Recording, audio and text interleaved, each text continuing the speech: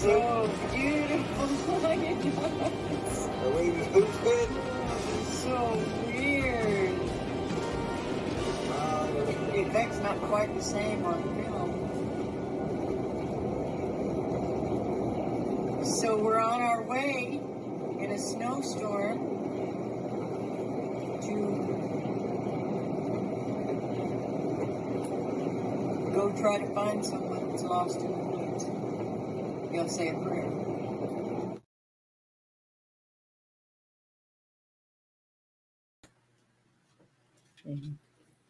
We will start with Genesis chapter 1, 26 through 28. And God said, let us make man in our image, after our likeness, and let them have dominion over the fish of the sea, and over the fowl of the air, and over the cattle, and over all the earth, and over every creeping thing that creepeth upon the earth. So God created man in his own image. In the image of God created he him. Male and female created he them. And God blessed them, and God said unto them, be fruitful and multiply, and replenish the earth, and subdue it, and have dominion over the fish of the sea, and over the fowl of the air, and over every living thing that moveth upon the earth. And that's Genesis 1, 26 through 28, and we'll pray. Father, we're always so thankful that you even give us the opportunity for a new day, that we wake up and have breath in our lungs, Father. We thank you. We thank you that you even thought to create us. We thank you that you let us be part of your divine plan, your just amazing creation. We thank you for that. We thank you for the knowledge that you've given to everyone through all sorts of means, Lord. We thank you that you go to people personally and talk to them. We thank you that you put people out we gave them talents to be able to share oral traditions and to be able to do art and all the different ways that you let us get the word out. Lord, we thank you for that. We thank you for your protection. We thank you for the things that you're revealing through time. We thank you for your warnings. We thank you for your guidance and your wisdom. We thank you for sending the Holy Spirit, leaving the Holy Spirit with us to help us discern everything that we see and absorb. Help us to discard what is not good and help us to keep what is. We thank you and we love you. In Jesus' name, amen. I'm Lead Tracker E, and this is Jerry Lead Horse Williams. We have 4 Facebook pages: The Missing and Murdered Woman, WOMBMAN, and Son Center and Database. The next page is the Oklahoma Bigfoot Predator Watch, Antlers and Surrounding Areas. Then we have the Lead Tracker E page, and we have the Predator, Bigfoot, and the Spiritual Warriors Path page. We also have a DVD. We have reduced that price to $55. And it's also called the Oklahoma Bigfoot Predator Watch, Antlers and Surrounding Areas. And we have our first book, the Predator, Bigfoot, and the Spiritual Warriors Path. That's what that group is based on. We're getting so many 5-star reviews. We're very, very proud of it. It's available on Amazon right now. It's heavily discounted, but the price will be going back up soon. So if you want to get it and get it for other people too that you would like to give to for gifts, now's the time to do it before the price goes back up. It's only $10.54. That's 58% lower than the original price, and that's as low as they can go, because once they get into 40%, then that goes into our part of the deal. So it is as low as it can possibly get at $10.54. But we were given a mention that there will be a spike or a price raise soon. So we're just letting people know. Yeah, that's time to get it. But we're excited. It's selling more and more, and cheaper. The reviews are great. People are coming back and buying second and third copies, and we're very, very proud of our book. Then the next book that it will be out. Oh, I'm getting ahead of myself. On the Lead Tracker E YouTube channel, which is the sister channel to this page, we have a segment called Tracking Miracles and Encounters. And that's where we talk about the ways that God's divine orchestration and divine intervention have helped us, that we notice those things. And we would love to hear your stories, especially in regards to tracking Bigfoot, the topics of our conversation of how you notice God's intervention and protection. Those stories are to encourage people and to give God glory for what he does that most people just overlook and take for granted. So we really honestly thought we would get a whole lot more stories about that. So every single one of you out there has some kind of story you need to be paying attention to and telling God about it. And we welcome you to do it on our platform. It can be done anonymously through a phone call. You can write the story. Our P.O. Box is 655 Antlers, Oklahoma. But let's get some stories out there to talk about the good things that God is doing and has done for us to protect us in so many ways. What's next? We have the Standing Feather stories. Those are also going to be on the Lead Tracker E page. And please do go over there and sub to that page. It's almost at 400, I think. But those stories are Jerry Lead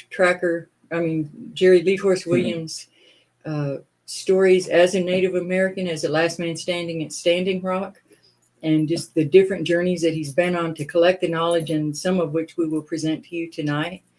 And they're just fascinating stories. They need a segment of their own. I asked him to do that, and they're always very well received. They're behind the scenes stories that have made my mouth drop open more than once, just in the things that we never heard about on the news, which shouldn't surprise any of us anymore. So look for those stories. They're in playlists on both channels. We have arriving soon. It's in translation.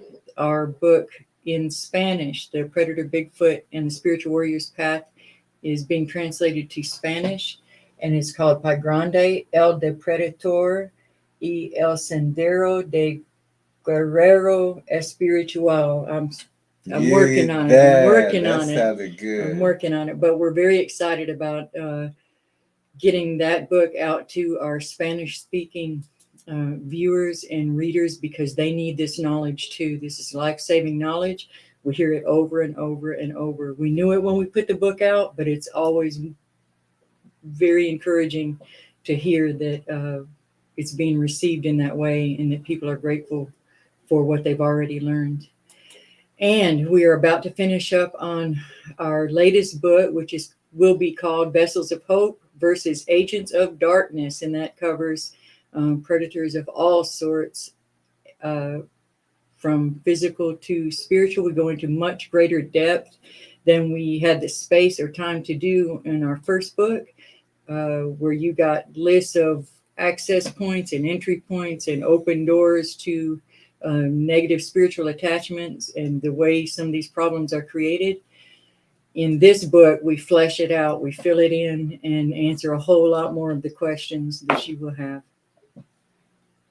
Let's see.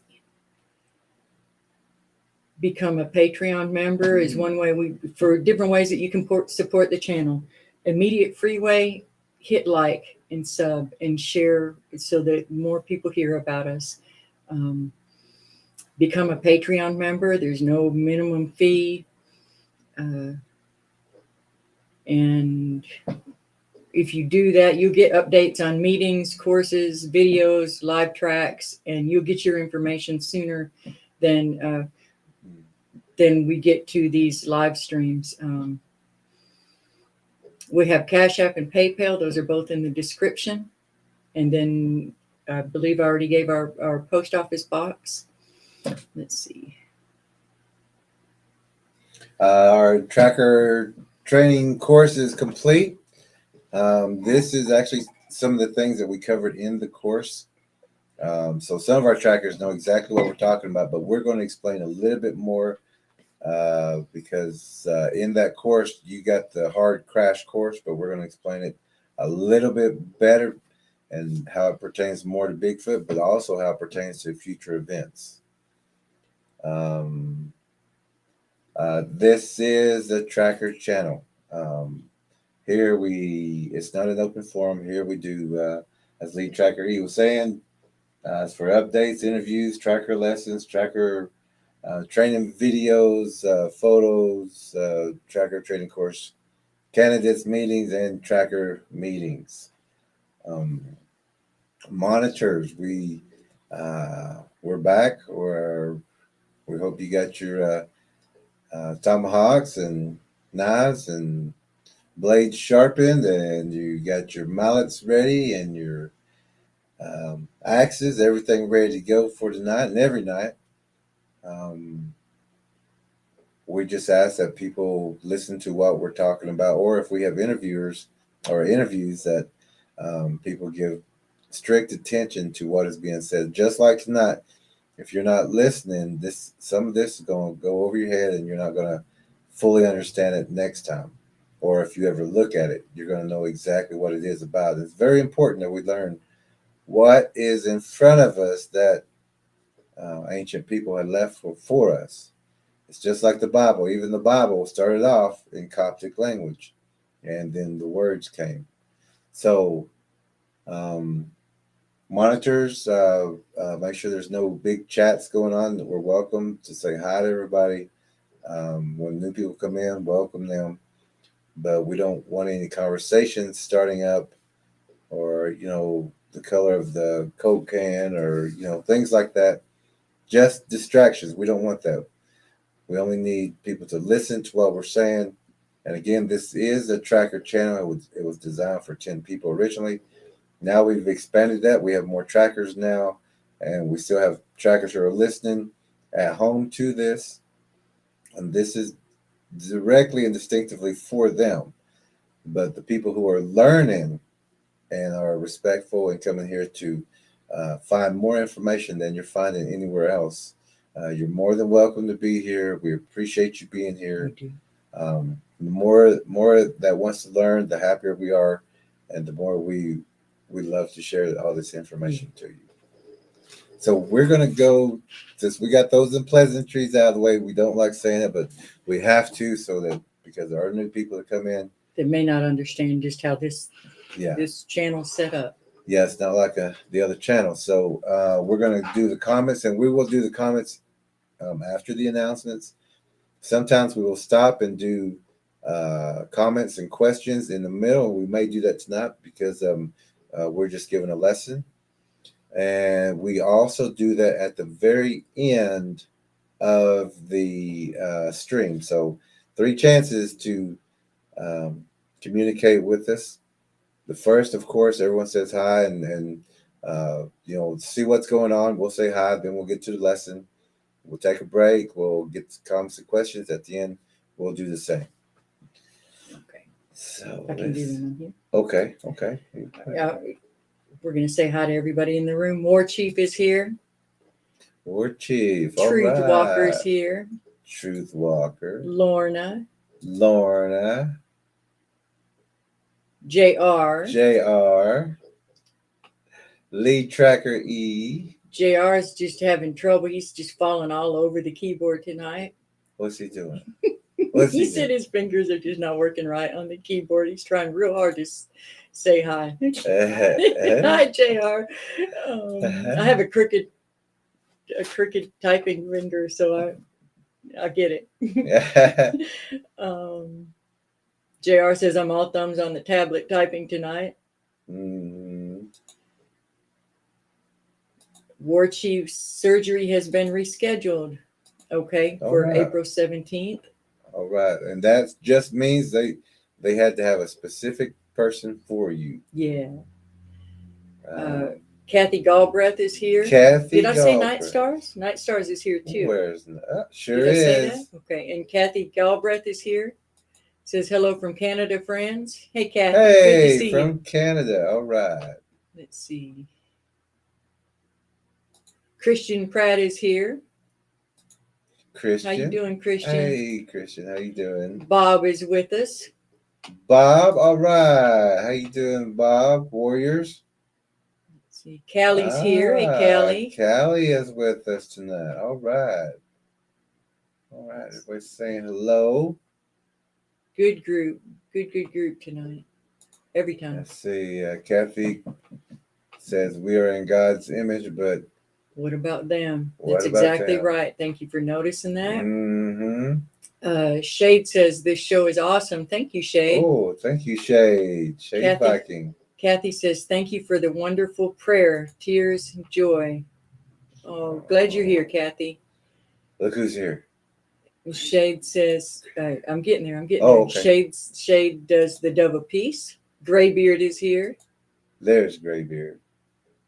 Graybeard says, was blessed in the mail today. Want to say thank you to an unnamed child of our Father. Oh. Graybeard says, goodbye for a couple of your local libraries. Oh, yeah. That's awesome. We're glad you that you got blessed today. Shade says, yes, good evening. Salute, folks. I'm listening. Graybeard says, hit those thumbs up, guys. Mm-hmm. Kathy says, want these books. Good, Kathy. Bernard's here. Hey, Bernard. All right. Bernard's here.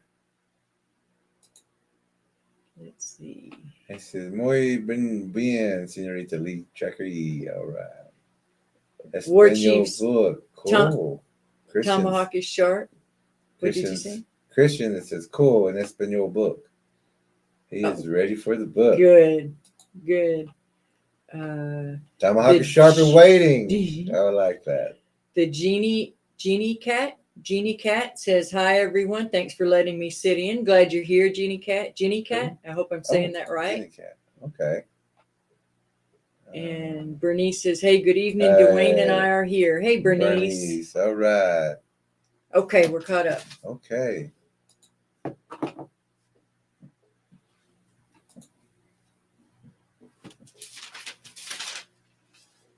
So we're going to start in the beginning. Will you go ahead? But I thought you might want to, for those of Who's going to read the first passages? Did you go ahead and read these? Okay. Yeah.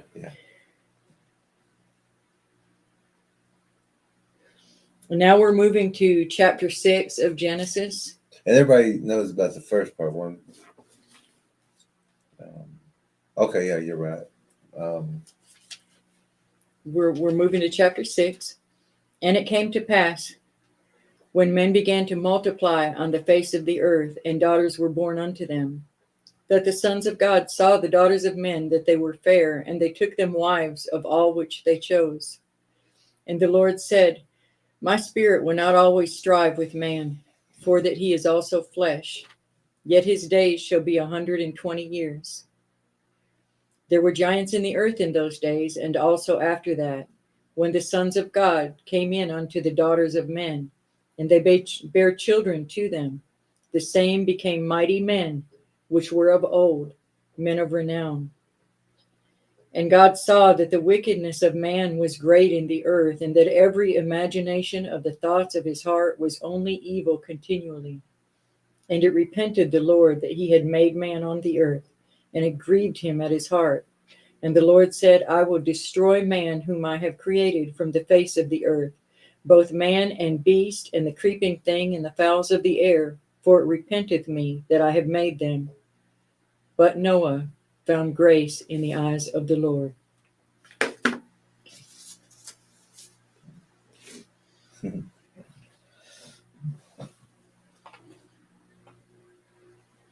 So did we get to the giants? Mm-hmm. That's chapter 6:3. I'm sorry, chapter 6:4. There were giants in the earth in those days, and also after that, when the sons of God came in unto the daughters of men, and they bare children to them, the same became mighty men, which were of old, men of renown.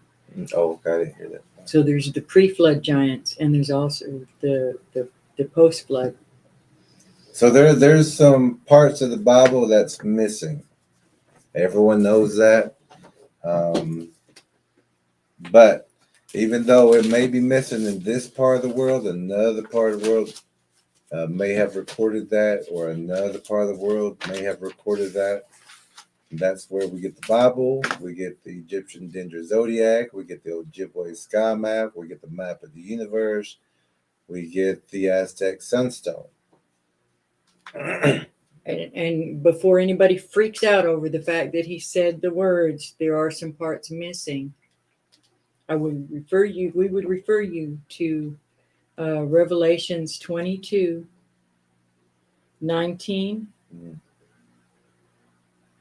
where it says, "And if any man shall take away from the words of this book, of the book of this prophecy, God shall take away his part out of the book of life, and out of the holy city, and from the things which are written in his book."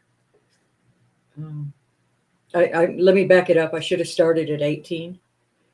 "For I testify unto every man that heareth the words of the prophecy of this book, if any man shall add unto these things, God shall add unto him the plagues that are written in this book.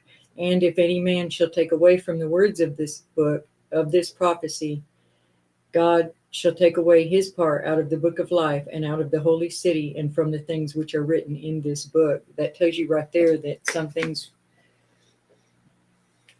they're added to, and some things are taken away. But the only won't go without. The only thing I can see is that Revelations is the only book that says don't touch this one, knowing that the rest of the book is going to be manipulated, things taken out, some added, hidden, put in different what's another category configurations.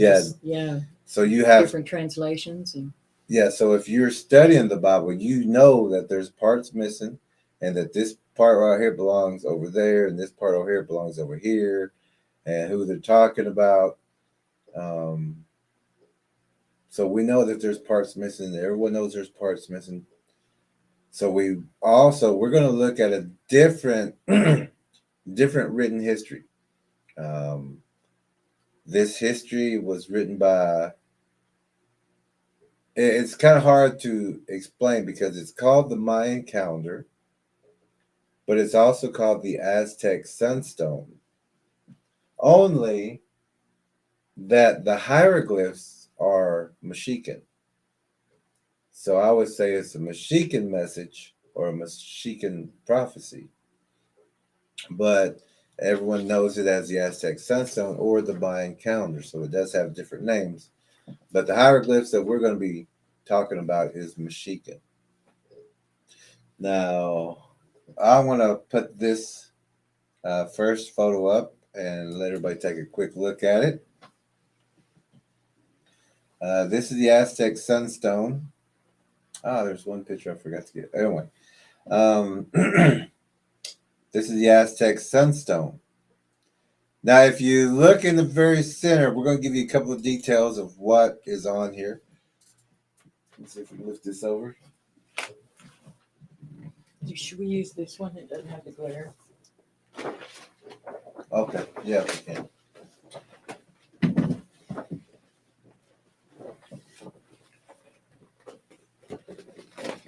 Okay, well,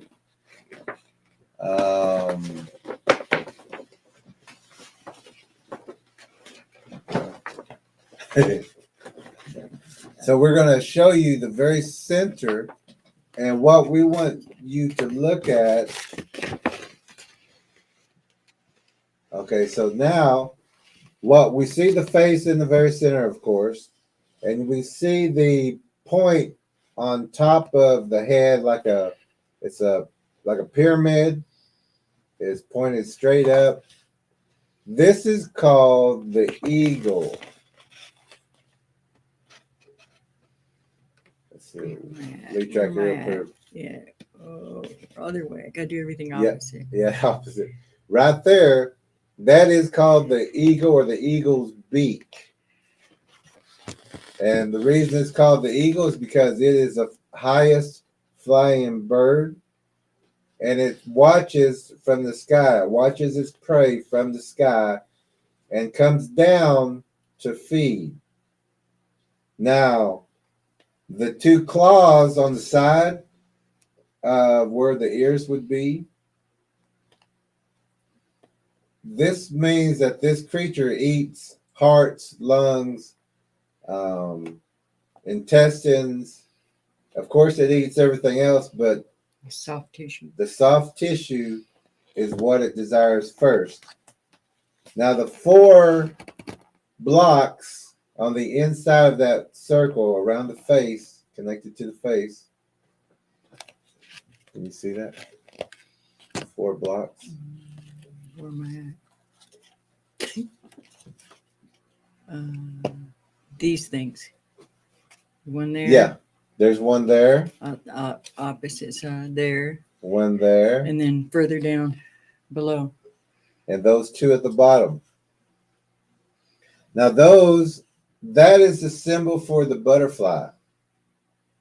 Now the butterfly represents change, DNA mixing, DNA metamorphosis, a change from one to another, like a butterfly, the worm, the caterpillar, the cocoon, and then the butterfly. So these symbols are put in front of us. Now this Aztec Sunstone, it's not like a Ouija board or anything like that, but it explains evil that is here amongst us and where it comes from and how it's here now and what it's doing. But so many people have said that it's an evil thing and they just didn't want to know about it, which is a lot of people are like that. But it's a diagram, it's an inscription by ancient people to let us know what is happening. And this was a way to let this information survive to this point. A lot of people have not understood this, deciphered it. It's been here forever. Well, not forever, but since it was found and before. But this is the story that they wrote. They didn't have the Bible available to them. This is their experiences, what the knowledge that they had. Just like their warning. Yeah, just like the story in here, the Legend of Time, taught by native people. This Aztec Sunstone, or the Mexican hieroglyph stone, prophecy stone, was written by people at that time in a way so that it would be here for us now. These are some of the first ways that we communicated, was inscriptions, symbols, signs, Coptic language, which is drawing or art languages. That's how we communicated, and then we got into words and things like that, more symbols than words than written languages. But this was here before all that, before the pen hit the paper. These were here. Now the Bible, it goes to a certain point, but we know that there's missing places there. When it talks about the Egyptian, it talks just a little bit, but if you know the Egyptian Dendra Zodiac, you know there's a whole story there. Now, when we talk about the Aztec Sunstone, it is just like the Legend of Time, and it's just like the Bible, but it starts at a certain point. Like if you were in our day 2 class, we went over all this to say that this is the point in time where all this is taking place. All this is coming to pass now.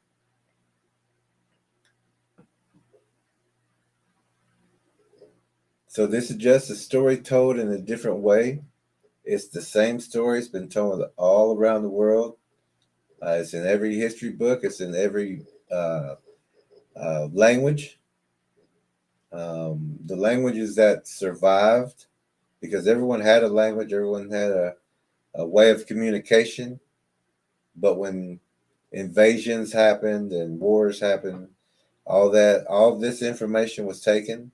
It's the same thing they still do right now. The first place they hit when they invade someplace, and it's people that that fund both sides of the same wars. They hit the churches and the museums first so that they can gather all that knowledge and steal it and then put out what they want when they want. The Popol Vuh from the Mayans is a prime example that was stolen. A lot of the information from the Indians were taken over to the British Museum. The Coptic Bible is over there also. So these stories are told in a different way.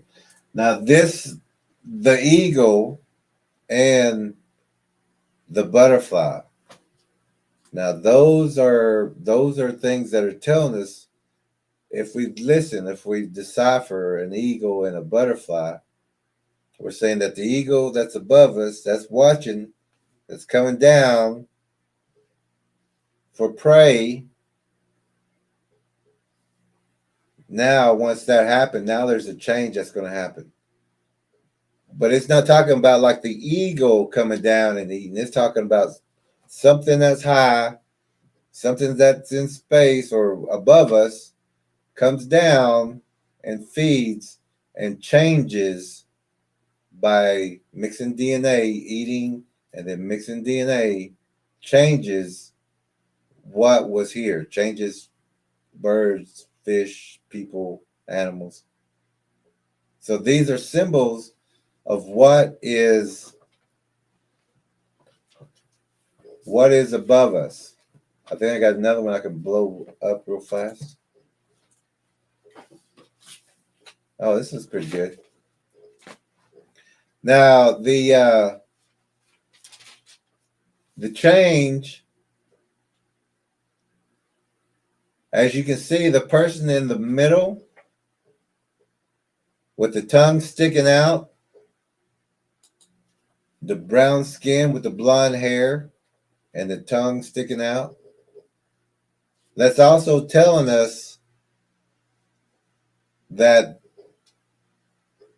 the man-child that's in that very center, that's a man-child, which is not supposed to be a predator, which is not supposed to have any predator in it, has been changed, has been infected with the predator DNA. Earth has been infected by the predator DNA. The predator DNA has came to Earth.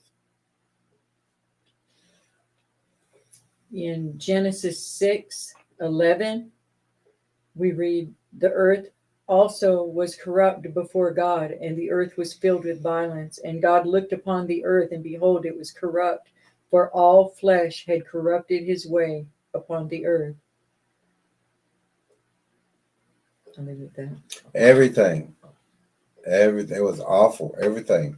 No rule, no law, no lot was going on these times. So the on the face of the Aztec Sunstone, let me get this one a little bit better. On the face of the Aztec Sunstone, of course, the white circles, those are moons. These are equinoxes. These are solstices coming down.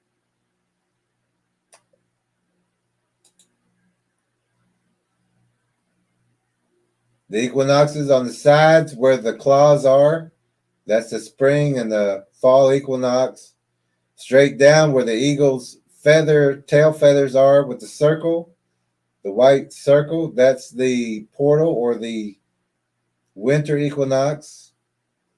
And the top where the beak is, pointing straight up, that is the summer solstice.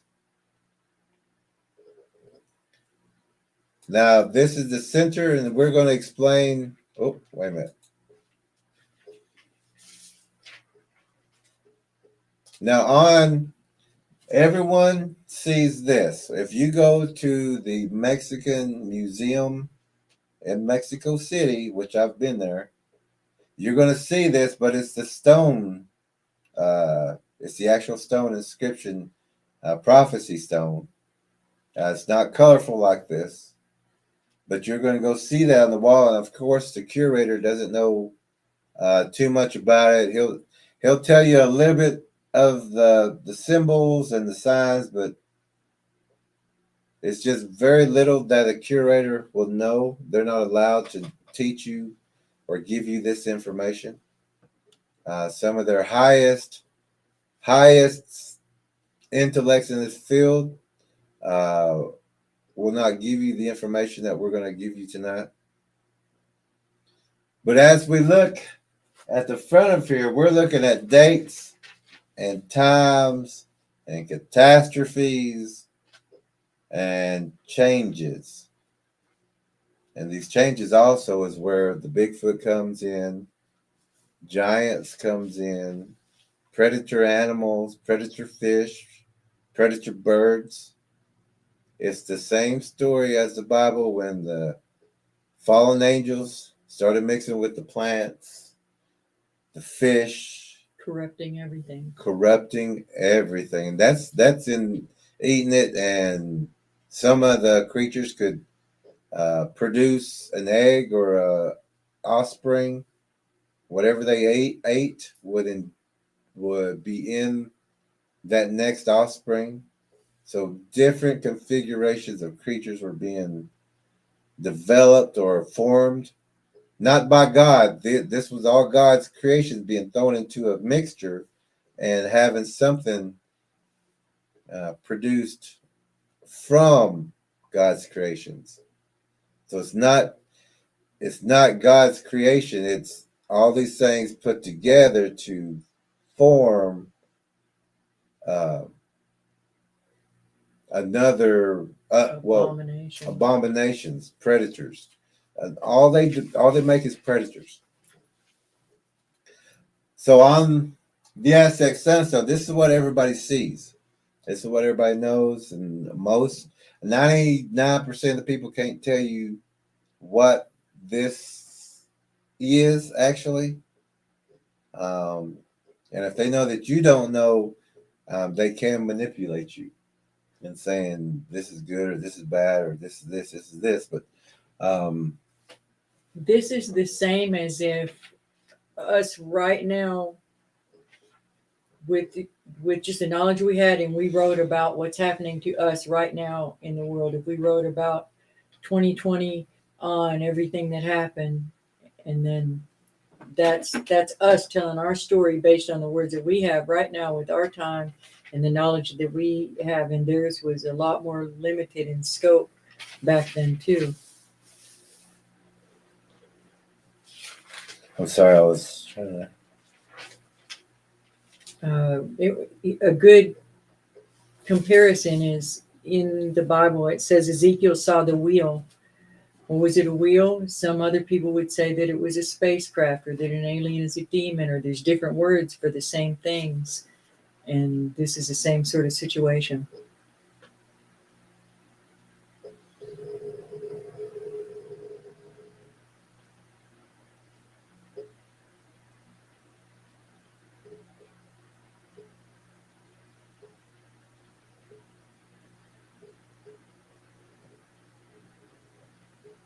He's loading up a picture.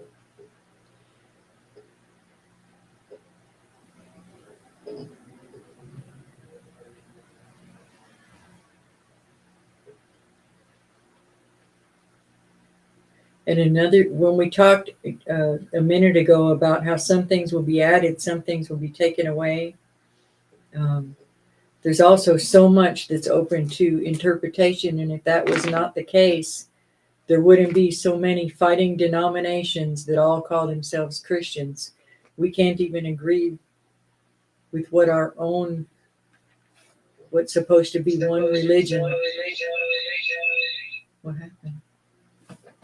That was me. Okay. I'm trying to load this one. That just even with just that, people disagree. So imagine not even having access to that information and trying to explain what's going on.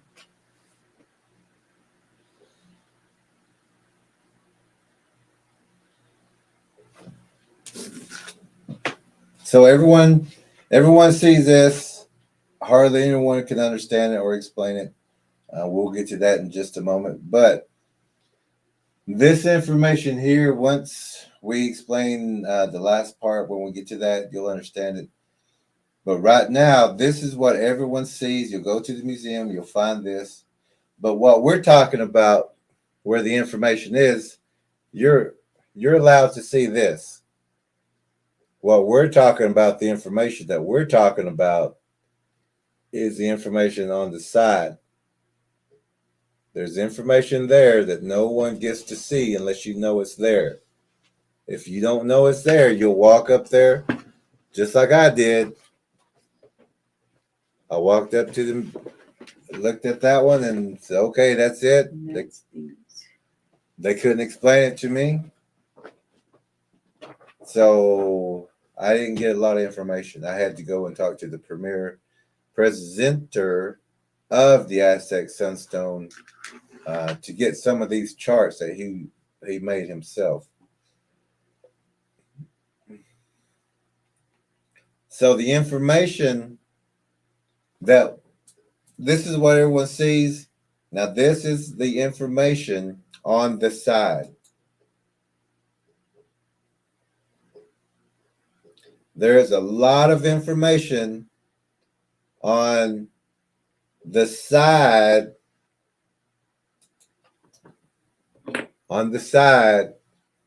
of the Aztec Sunstone or the Mayan calendar.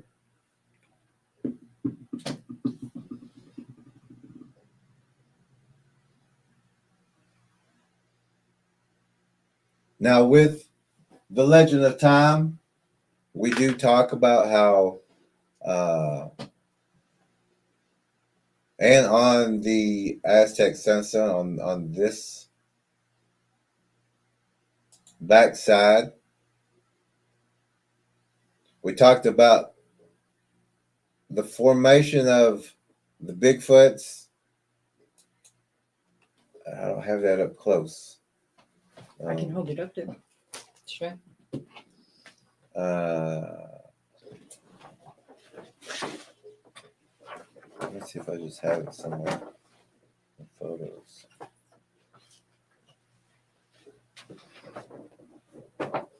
I'll catch up on chat while you real quick. Would that be okay?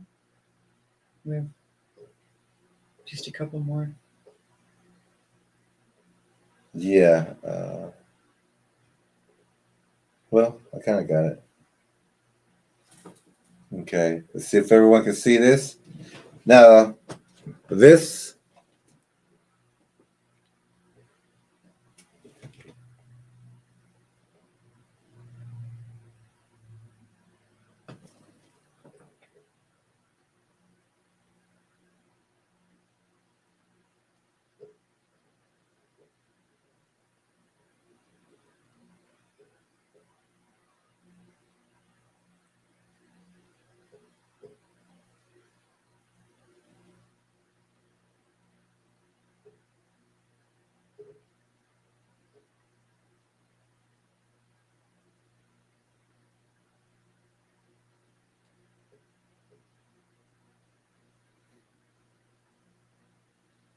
Nathan is here with us.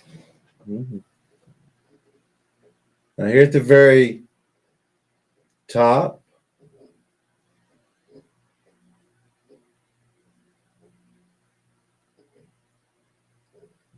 we see the yellow sun god right there, the yellow sun god piercing the eye of the man-child. And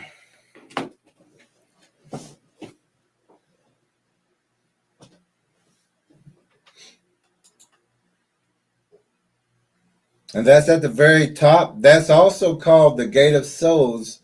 The very top where the eagle lines up on the solstice, that's called the Gate of Souls.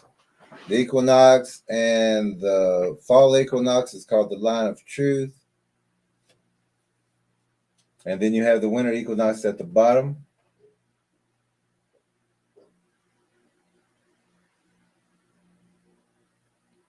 So we have a, where's that?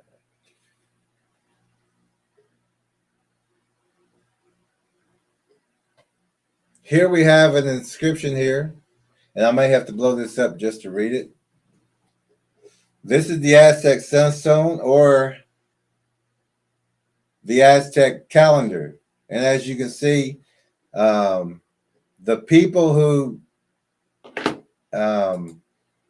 put this together, they too called it the Mayan calendar or the Aztec Sunstone, but they didn't say that it was the Mexican hieroglyphs. So that's one extra thing that you know that they don't know.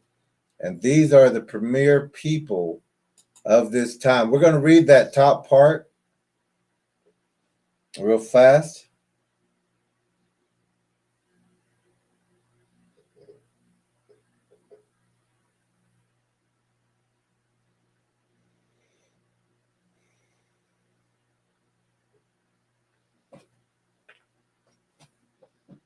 Now, this is really hard for us to read, so bear with us. Do you want to try to read it? Mm-hmm. Okay. Because it says the classification term for this calendar looks like.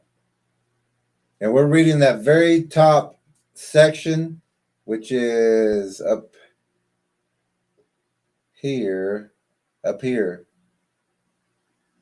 And you might not be able to read the words, but we're going to read it for you.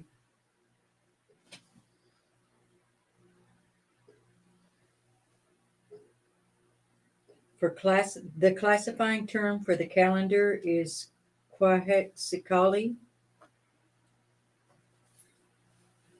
the eagle's bowl, but it is universally known as the Aztec calendar or Sunstone, as the monument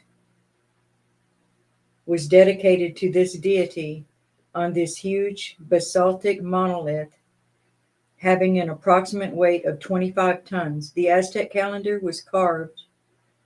Its diameter is 3.60 meters.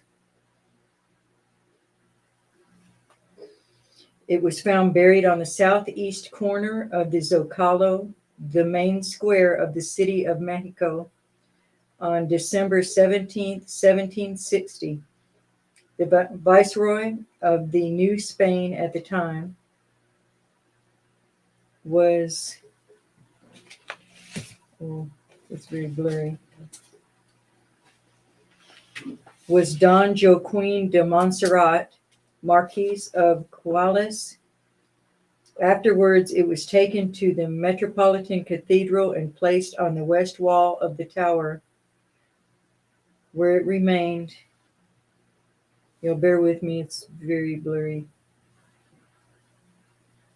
Until the year of, maybe some of y'all can make out that year better. I believe it says 1665, when President General Porfirio Diaz ordered its transfer to the National Museum of Archaeology and History during the reign of the 6th Aztec. Hold on.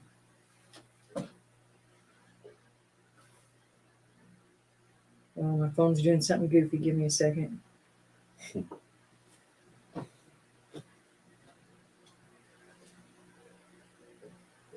Give us just a second. We're trying to. Of the Aztec monarch Ayacotl, I don't think I can pronounce that word right. It was that this stone was carved and dedicated to their principal deity, the sun, which was both a mythological and astronomical character. Okay. So this was that with the Americanist? Huh? Was that what? With the Americanist? Let me look on my phone. I'm trying to get it. Sorry, get up there.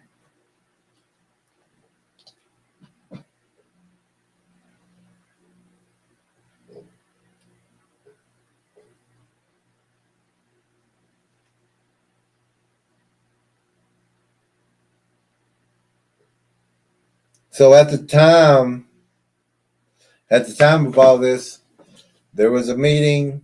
There was some of the best minds, the best archaeologists, best scholars came together in Mexico City to write down the inscriptions, to label everything of what they mean, of what they knew at that time, of what it meant. We've been sharing the information, and if you've been with the channel, you know more about the Aztec Sunstone than the world's best, the premier people, the best presenters of the Aztec Sunstone. You know more than the very best in the world. The Aztec Sunstone, as we have here, with all the inscription of the world's best,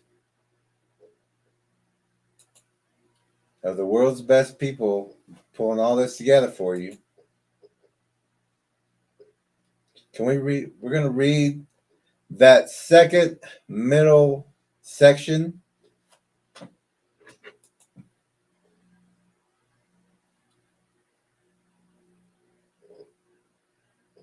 This part? Yeah, I think, yeah, I don't have those words, so the best we can do with those words. We're going to read that second middle section for you. Tony Tu's face, the face of the sun, who was the Lord of heaven, around which took place all daily or periodic phenomena. The crown, nose, pendant, earrings, and necklace are most luxurious and are the ornaments proper of this deity. The hair was fair due to the golden appearance of the star. The wrinkles on the face were to show great maturity or age, and the tongue, like an obsidian knife, stuck outward, indicated the need of being fed with blood and human hearts. So this deity is called the second sun, or the sun god. It's not God. It's called the second sun. Now the spelling of that is Tonati, and I believe it's UH. So they call the deity or the god M, like the letter M. And if you ever look at an M and think of a spider, you're going to know that letter M is the representation and the symbol for the spider. Now, this spider is also called the second sun, or the sun god. And it's a giant, big as a planet, can produce a light that looks just like the sun. And there's many ancient hieroglyphs of two suns side by side, and that's around 12 noon when those suns line up, and it'll produce a light as it goes by so no one notices, and it goes on. The spider is permanent. It stays there. The sun's light moves in spirals. So here on the very right side, we're going to start on the right side, and we're going to go counterclockwise, just like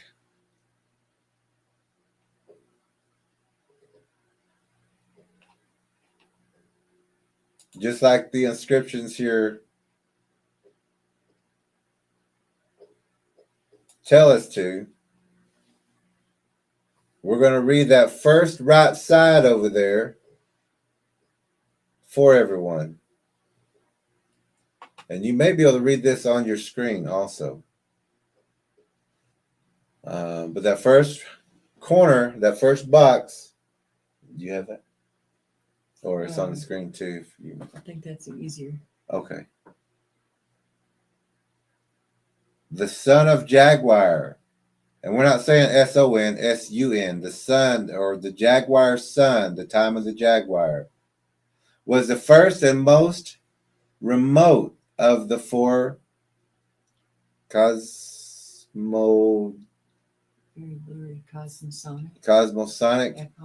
epochs. Now, epochs are catastrophes or changes. mostly catastrophes, things that are happening, in which the giants who had been created by the gods, plural, lived, or by the gods lived. They did not till the soil and lived in caves, ate wild fruits and roots, and were finally attacked by and devoured by the jaguars. The basic epoch of the Aztec goes back to the Quaternary, since they discovered bones of pre-Diluvian animals buried in deep gullies below dense little lithospheric layers. Pre-Diluvian is before the flood. So this is before the flood. This is before the giants get dealt with, as far as, but there are giants before and giants after. These giants right here, it's in the Bible. I'm talking about the giants, being formed from their gods, from their reformers, I guess you would say, from the fallen ones, from the angels, and you got to remember that the fallen ones, when they weren't producing little men. They were producing titans, giants, different configurations. The pre-flood giants were much, much larger than the post-flood giants. Whenever I have that up, if you can get on the side. Get on the side. Oh, sorry. Oh, and that way, I just don't want to put you right behind the. So now, the first epoch, the first catastrophe, but also a change is going to happen. After every catastrophe, the creatures come in. When these alignments, when these doors line up, these creatures come in and they feed. They have a little time to feed before that door closes. They know it. This is not the first time these portal doors have opened up. They've been opening up since Earth started. These portals have been here. Fallen angels, demonic entities who have been here also since then know these schedules. They know when these things open up. And they are there waiting for these doors to open up. So now we have the giants that the Bible talks about. But now we have giants now over in the Aztec areas. We have giants now over in the Americas, is what people call it now. The Indians are fighting giants. The Aztecs are fighting giants. Everybody's fighting giants. People in the Bible, they're fighting giants. Sacrificing to stop the giants from eating them. Same thing with the Aztecs. Maybe we can let this person go and it saves the whole village. Let's vote this one. It's been going on. And we read that middle, was it the middle one? Where it says they daily and periodically? I gotta find it again.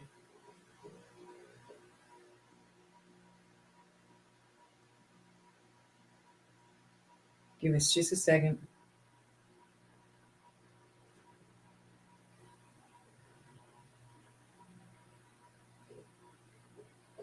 Yeah.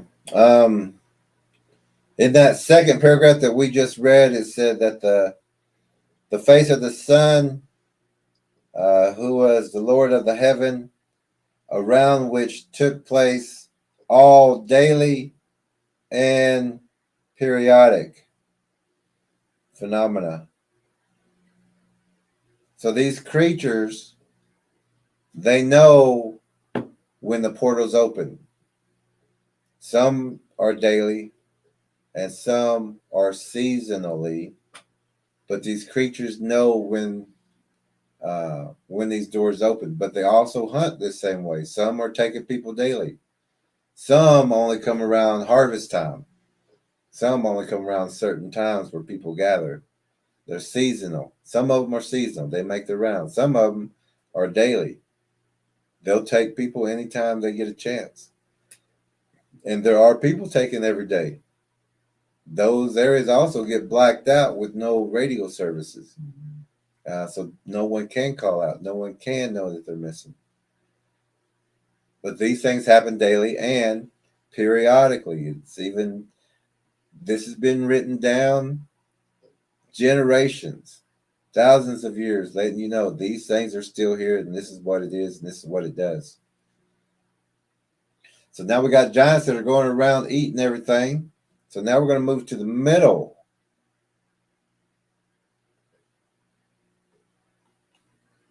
We're going to move to the middle ones because that was that right side, the right box on the right side is what we just went over. And that's the box that talked about the giants. And this is where we're at also in the Bible. That's why we stopped right there at the Bible. We want to talk about these giants. Now we're going to move over to the middle of the Aztec Sunstone or the Mayan calendar. And we're going to read that middle part. I mean, it's not the middle part. It's that next box over. The second one or the top? Top. The ornaments of, okay, y'all pronounce that, precious, are made with jade plates having 5 perforations and were attached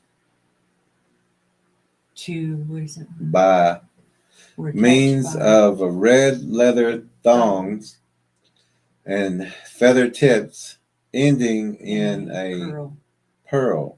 This is the most magnificent ornament, and it means light, strength, and beauty. Also, underneath that, it says symbols of splashed blood nourishes the flames and the back of whatever deity that is, that name. So now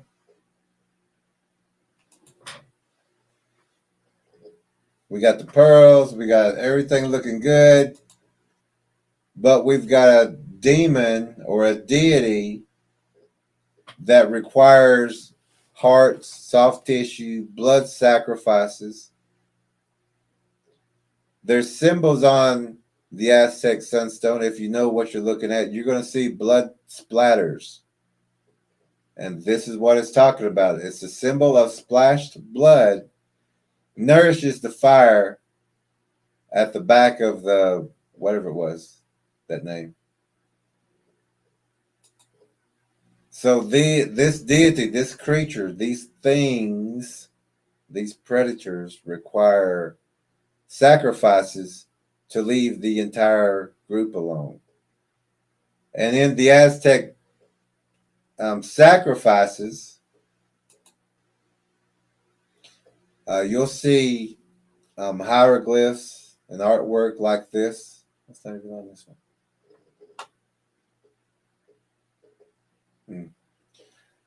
But that also is a symbol of the sun god.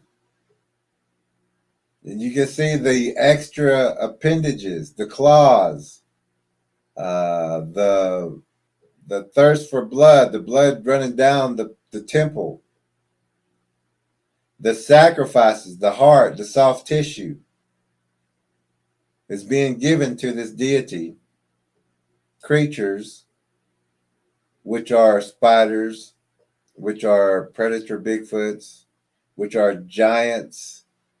These periodically come back around, and the Mayans at this time were given sacrifices to save the whole, to give it a sacrifice so it would get its fill and it would leave. But it would periodically come back. These groups will come back, and the Mayans would sacrifice people, not their own people. They would go to the next village and cause a war, start a war, bring back victims or sacrifices for this, just to protect their own group, their own family or friends. This is why the war games are played today. A lot of people don't know that. But this happened in the Americas. It's happened around the world, different places. But sacrifices were made. The reason the Choctaws always won their games and why they're the strongest tribe, or at that time, and they're still growing, is because the Choctaws would take every man, woman, and child, and they still do, teach the children the war games, or we still do, teach the children the war games from a young age. When children are in diapers, they've got sticks in their hands learning that war game. And the only way you're going to beat another team is to be the very best at what you do. And these war games, you have to be the very best to win. But these sacrifices are real. They have been going on for generations. Some people still do them. Some people will still give a sacrifice to a Bigfoot. Some people will set people up. They'll give you that cabin at a low rent. They'll sell you some property at a very low price. They'll make sure that your down payment is what you can afford. They'll work with you. They can flip that same property over and over and over. And they will do that. And gain power from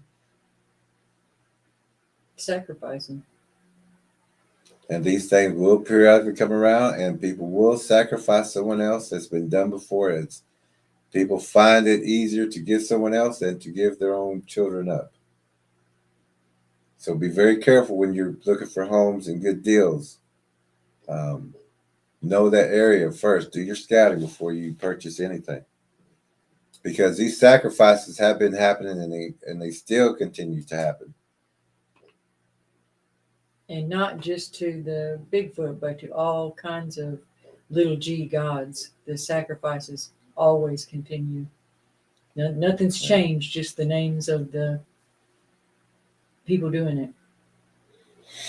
Now we're going to move over just a little bit more to the very center. We're going to blow that section up.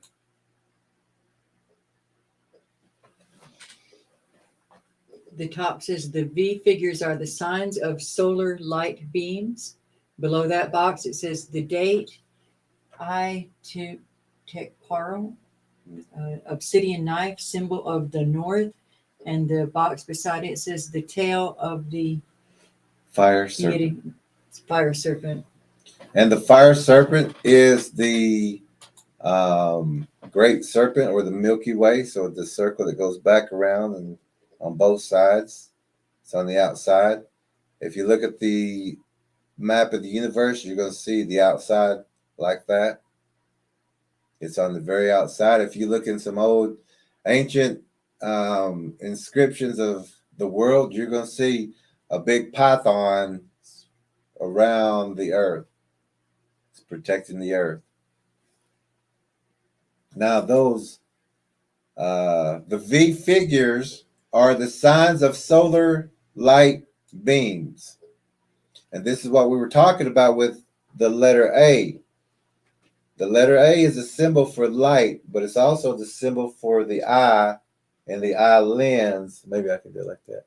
For the eye and the eye lens. This is light. This is the light that we see. This is also what you see your celebrities constantly doing. The one-eye thing and the symbolism. This is not by accident. We do it for good, they do it for bad. But that A is the symbol for the soul coming down, the light that's coming into the world, into the center. And where this deity is, into the center, this is earth. This is the symbol for earth. Now, this deity being is not supposed to be, it's not supposed to have yellow hair. It's not supposed to have a tongue for a knife. It's not supposed to be a predator. But that spider DNA, the second sun or the sun god, has entered into our world. So we not only have Nephilim, remains of the fallen ones who are still here. Giants are still here. We've seen giants. We know they're here. We have all the lab created monstrosities that come with the alien technology, with the demonic technology, and just the research from the mad scientists, all their creations and mutations, and they've added AI to these things, and it's just a cauldron of monstrosities. The V figures are the signs of the solar light beams. So this is what that letter A, or those A's, represent. Oh, I don't, it's not there. Hold on.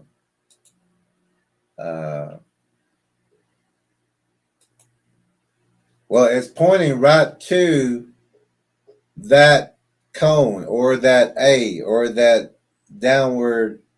Let's see, where's that? Right over. That line points all the way down to that symbol, to that light symbol. It looks like an A, but that also has to do with birth. That soul is coming down, it's coming in, and once it get in, it goes into the world, into the layer. And then when death happens, it lines back up and drops again and goes back to the source. Like we come up and we go back down. So here's the light that's coming in. Here's another example of light coming from the source. And that center with all the lines, that's Earth. And that is a place of intent. That's where you do things. And then whenever you pass, you go back to the source. You go back to where you came from. You're supposed to, but you can be tricked. And that's what we're talking about here. That's the flow of creation. The flow of creation. That's the flow of creation. And just like whenever our time passes, we also go in and out again. So that time that's going back, that's going back to the source. So when we go back to the source, we also have to know that there's a holy grail there. And it's right over the earth. The man-child baby, the earth, it's a grail that's waiting there for an entity, energy to come in and go into that grail, to bring back all the information, all the knowledge, all the spiritual awareness back to the earth. Now, nobody has done that yet, and that's why we're still in this situation. But the more people that do know can do this, and we can do this. But there's a holy grail over, and this is actually the pineal gland on this image. But if you look, there's the M. There's the symbol of the spider. And if you look at it, it's right over the grail. It's right over the pineal gland. It's not letting any energies enter into the memory. Now, when people pass, there's that bright light, but there's also a deceiver bright light, also a second sun. When we turn into energy, these creatures are energy predators as well. And if we don't know how to move in our body, our spiritual body, then we're going to float. We're going to drift. We don't know where to go. We can't control what we're doing. We've never been taught. Energy predators will latch on to that energy and take it away.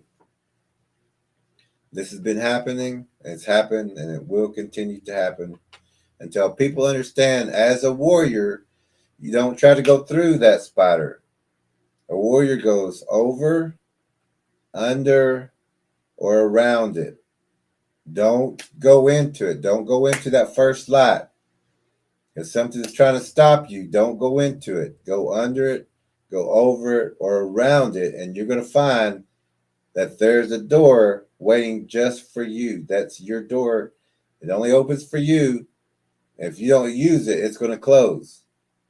It's only there for you, and it only opens for a split second and closes. But to energy, that split second is plenty of time for you to get through. So let's not be fooled and know what's out there. We have to know that there's more things out there than what we're being told. Now we're going to move over just a little bit more, but I'm going to show you that Holy Grail again.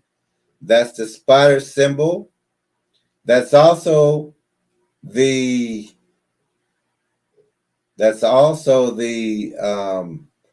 eagle's beak above, but that's also where the energies enter back into the source, or back into back where we came from. But that V is the symbol for light, and we travel. We're light beings, so that's our path. Okay, so now we're going to move over to the left side.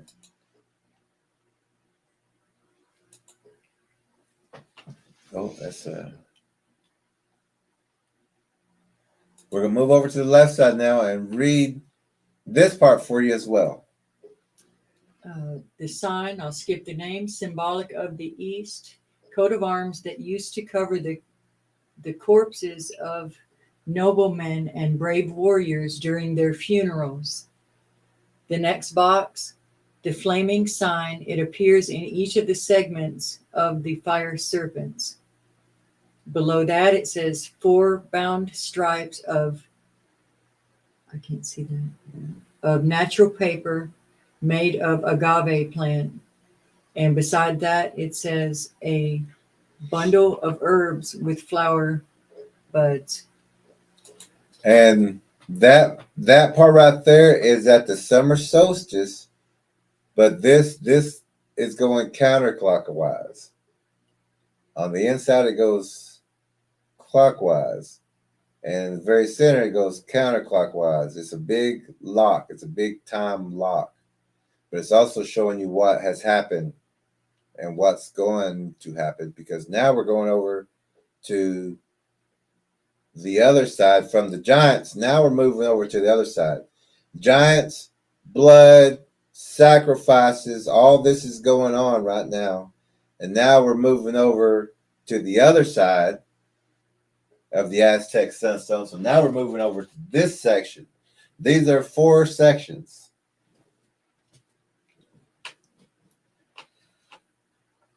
So now we are going to read the next box. The wind's sun's second mythical epoch. The human race was in danger of being destroyed by tremendous hurricanes, but the gods transformed men in apes so as to make them hold better with 4 hands and not being carried away by hurricanes. This is the nature of the resemblance between man and simians. The epoch received its name because new man found large forests laid down by cyclone. Now, it looks like hurricanes, but it's hurricanus, and that's a god. That's a deity. It's actually a deity that is coming in, feeding, and changing things. This is a spider coming in, eating, and changing things. So now not only do we have giants, but now we're starting to get men being changed into apes, and men becoming furry, animalistic like, predatory like, which is a Bigfoot. So now we're getting giants. Now we're getting monstrous creatures that are, the only way they're doing this is they're eating us. They're using our DNA like a spider, which is actually, that's what it is. It's a spider in a human like form. There's a difference between man and human.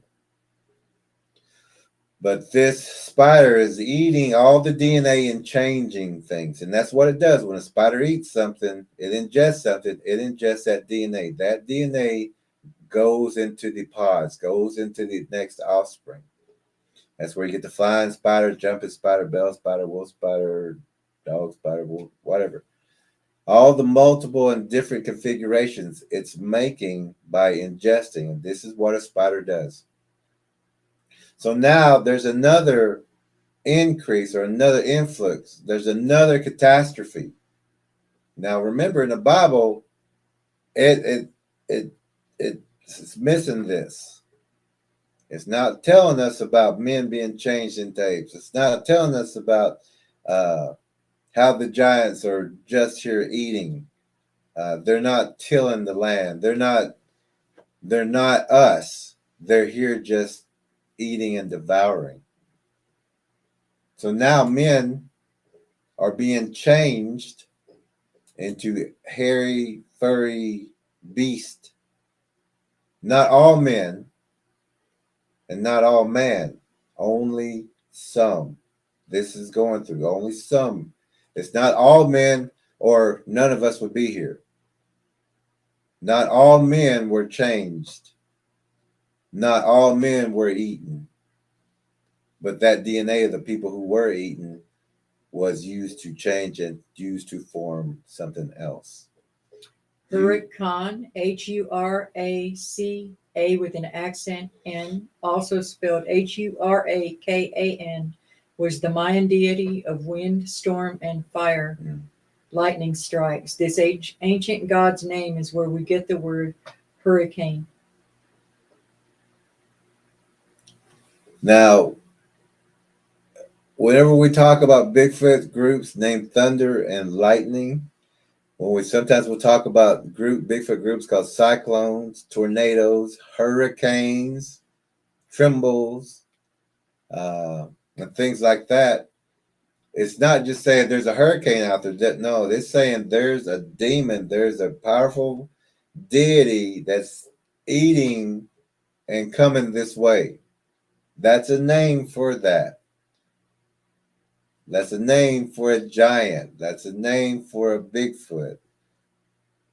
That's, people have to understand that names are different now.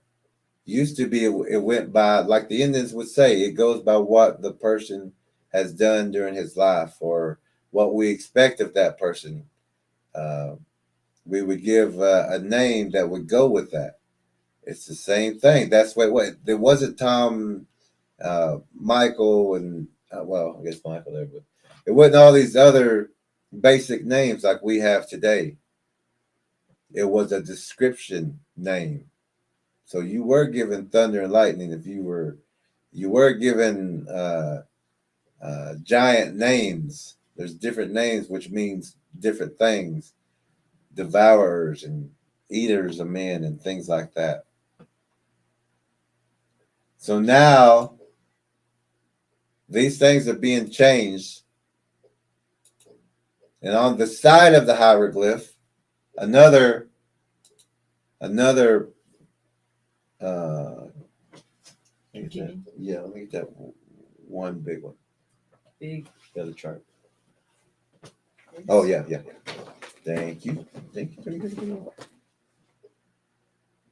Okay, so now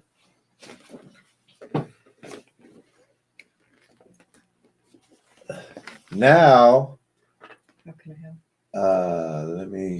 Let's put it down this way.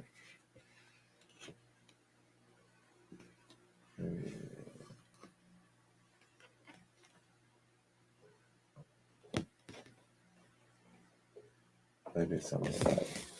Which one are you looking at? Right there. So right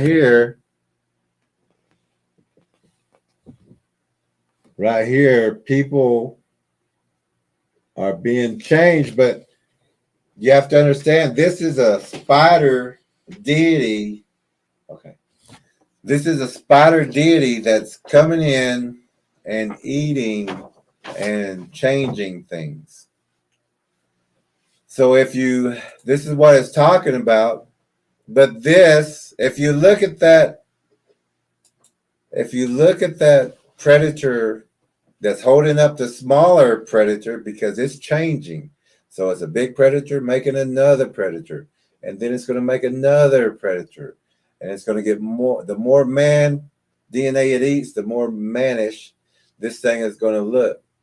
The more elk it eats, it'll have horns. The more deer it eats, it'll have hooves. The more fish it eats, it'll have gills or webbed feet. The more bird it eats, it'll be like a mothman. It'll be able to fly. It'll have a beak. It'll have those characteristics. And so now we're going to look at not just the big one that's got the big teeth and the fangs and the pure black, that it's produced another one through the ingestion of eating man and other animals. But we're going to blow that one up, and let's look at what they say apes, or we say predators. Now, if you look at this one, you can see, if you look at the feet, you're going to see Bigfoot. You're going to see the carpal, what's it? Not carpal. What's that? Mid-tarsal? You'll see the mid-tarsal in this creature's foot. If you look at the hands, you're going to see hooves. So it's got hooves and elongated feet. It also has fangs, horns, and a disconfiguration. Disproportionate.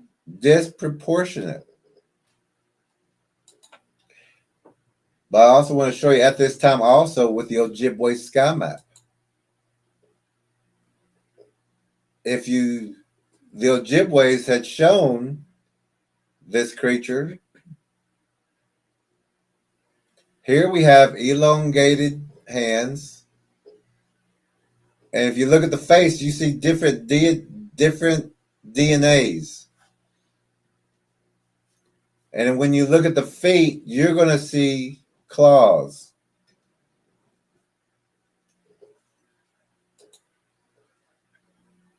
These things have been recorded all over the world by different tribes. The Aztecs, the Egyptians, the Bibles recorded this. This is why God was so specific about saying each animal after its own kind. No mixes, no everything the way that he designed it, not with these added genes and mutations. Now this is on the left side. Let me get you the whole picture. This is on the left side.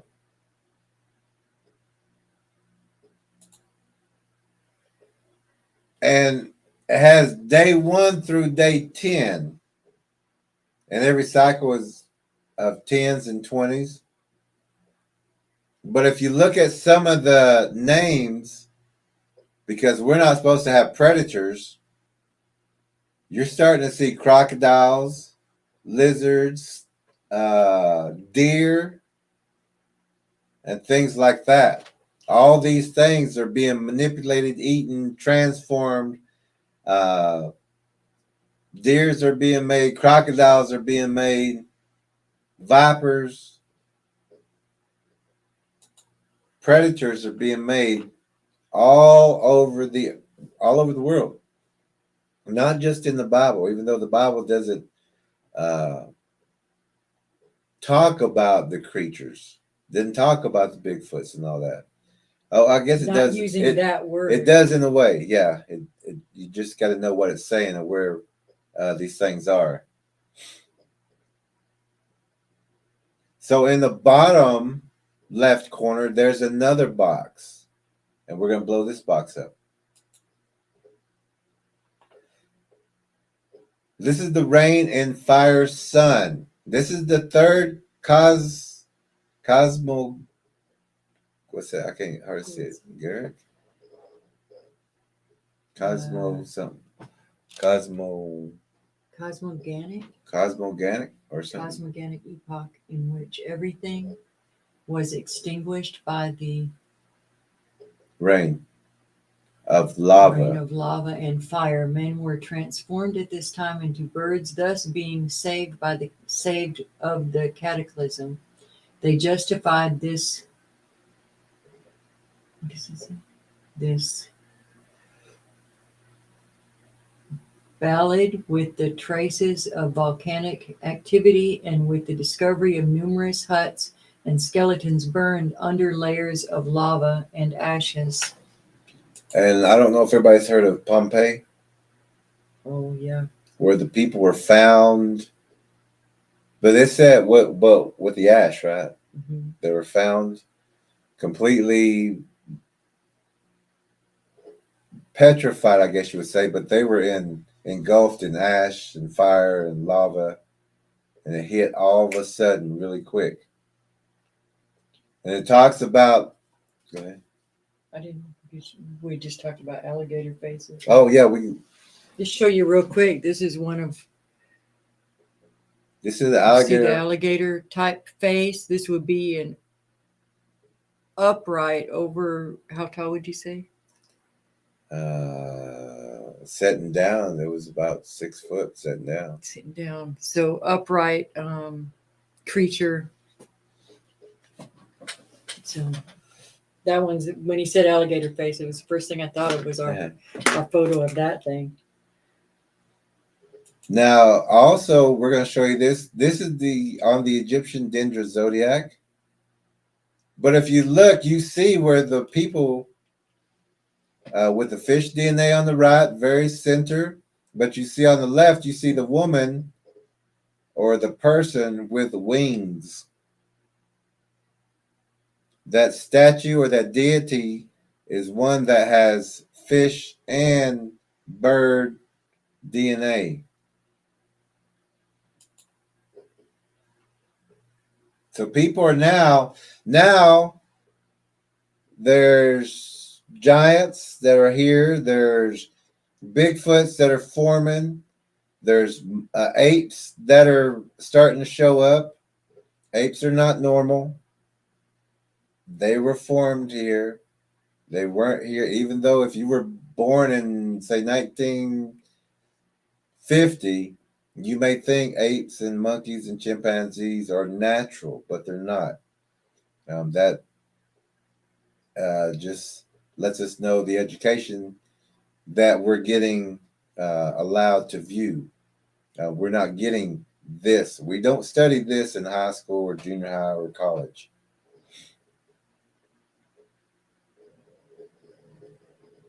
So now we're going to move to that bottom left. Underneath or next to the epoch box. We're going to move down to the very bottom left.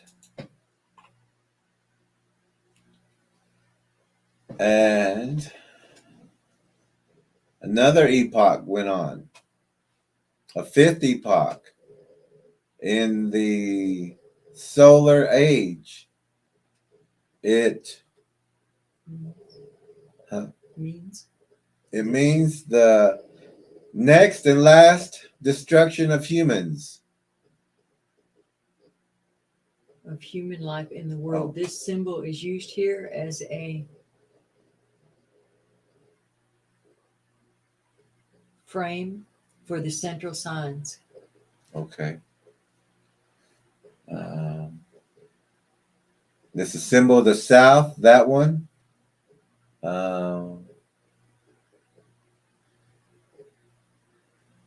something about over the, Does it say snow? maybe it's snout. It's a herd with the 7 signs of the constellations of the Pleiades. Of the Pleiades.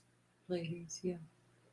And in the next box it says head of the I want to say Exequota, with eyebrow, teeth, and fangs like a fantastic dragon with an open gullet. So another predator. And the bottom one is some god of the turquoise, represented here as god of right, Night. a god of night. The nose pendant and the earring are the ornaments proper of this deity. The lace, Half covered with a veil, symbolizing or symbolizing, signaling night darkness. It has a tongue-like and obsidian knife turned outwards, as in a constant battle with the sun, with whom he fights the whole night long. Let me see if we can pull it up real fast.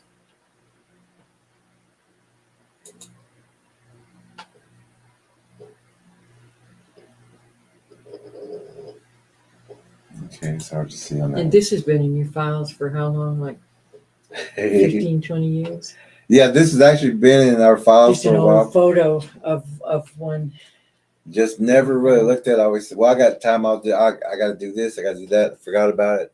So we'll try to find a clearer copy of it somewhere, but we didn't get time today. And we come across this and we said, well, we need to show this because this is a ancient text and ancient writing that is also part, it's not of the Bible because it's another group of people, but where the Bible's not talking about it, this group of people is talking about it. And once we get to the Egyptians, you're going to find that the Bible quits talking about it, but the Egyptian Dendra Zodiac tells you the entire story. So what's missing is in this culture is documented in this culture, or it's written in this culture. You just have to find them and pull them all together to get the entire story. Let's see. We're not saying this is okay. We're not saying that not to listen to the Bible. We're saying we're filling in some gaps for those that are interested. These are not salvation issues, but if your thing is really into learning all the details and filling in blanks, and you want to dig deeper than the average person that just wants to go to church on Sunday, say a prayer, do the same altar call every single week and leave, there's just different types of believers, and we're just digging a little bit deeper. Take everything that we say to the Lord in prayer yourselves and keep digging yourselves. We're giving you places to start. So now we're going to read that bottom right section. The top one is flames of intense fire at the backs of the that's the one that they were giving blood to before. The date 7 something and 7 monkey, the symbol of the west. So this is the west side, or the death side, or where the creatures enter. And the next one says the front claw of one of the Execula with the eye and the eyebrow. So these things are eaten everywhere, basically. The bottom says, and I don't even want to mess with the words, so I'm just going to skip it. The sun and people, and with the same ornaments appearing in the center of the calendar and throws Smoke. as a sign of great anger on account of the daily fight with the god of night. Those gods are dressed in something mythic and celestial serpents, whereby they require a greater strength and authority. Within those execote are all the chronological signs, thus indicating that everything occurs in the universe during the day and the night. And we all know that. And remember, these are some of the world's best coming to write this together. But we've been explaining this beforehand, but we just found this. We wanted to share it with you just to let you know, or just to give you more fact base that everything that we've been teaching and telling you is true. But these people at this time, this is all the information they had. If you've been with us for the channel, you know that you have more information than what the people here. And these were the world's best at this time in 1939 or 1919 something. I think 1939 is when this conference was put together for the world's best to come together and decipher and put the meanings of what they knew. But if you've been with us, like we said, you know more than the people here. But we wanted to show you that the same information of what we've been sharing is correct. So in that fourth box, in the very bottom right, let me get that, show it to you again. The very bottom right, we're looking at that box now. The water sun means the fourth epoch, at the end of which everything perished because of seismic storms and torrential rains that covered the earth, reaching the peaks of the highest mountains. The gods changed men into fishes to save them from this universal deluge. The discovery of different fossilized species of marine fauna on top of the mountains created the basis for this belief. So this is how they explained what was going on, because they didn't have this. They explained with what they had. Mm-hmm. Now the marine fauna that was found in the caves, there was also water table signs of these catastrophes. This right here, this is talking about Noah's flood. This part right here is Noah's flood. But also at that time, when these floods were happening and when these creatures were on the earth devouring, hunting people, hunting animals, hunting birds, fish, that they would all run and try to hide together. Even humans would run and try to hide with these animals. Everybody's trying to get away. And if you've ever seen a Bigfoot and had no weapon, you would understand what these people were going through. They were going into the caves. They were looking for any place to hide. So were the animals. The waters were rising. Things were being eaten. The catastrophes happening. They were all going in and getting stuck in these caves together. And then these creatures would come in, take their time, because these people and these animals were captured. And you're going to find bones of fish, bones of bird, bones of people, bones of animals in these water table lines. So this right here is Noah's flood. Giants were here before, and giants are here after Noah's flood. So this is what we're talking about. The Bible goes up to this part. It tells you enough. It tells you enough to know there's something you're not telling us. Now, the Aztec Sunstone, or the Mayan calendar, or the Mexican prophecy stone, tells of the catastrophes and the changes that happen, but also the Egyptian Dendra zodiac tells you these things happen, these things changed. People were being changed, people were being eaten, and their DNA would be used to form a predator Bigfoot, be used to form a predator marine animal like a mermaid, a predator fowl like a mothman, or a Bigfoot with wings, or a configuration like that, like a demon or a gargoyle, something like that.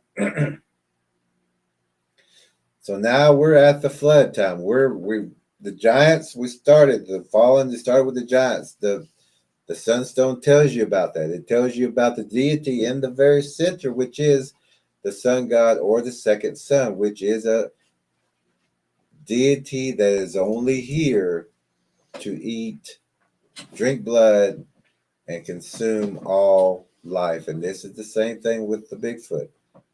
The same thing with the giants. This DNA is not supposed to be here, and it's changed everything on the planet. It's antagonized everything.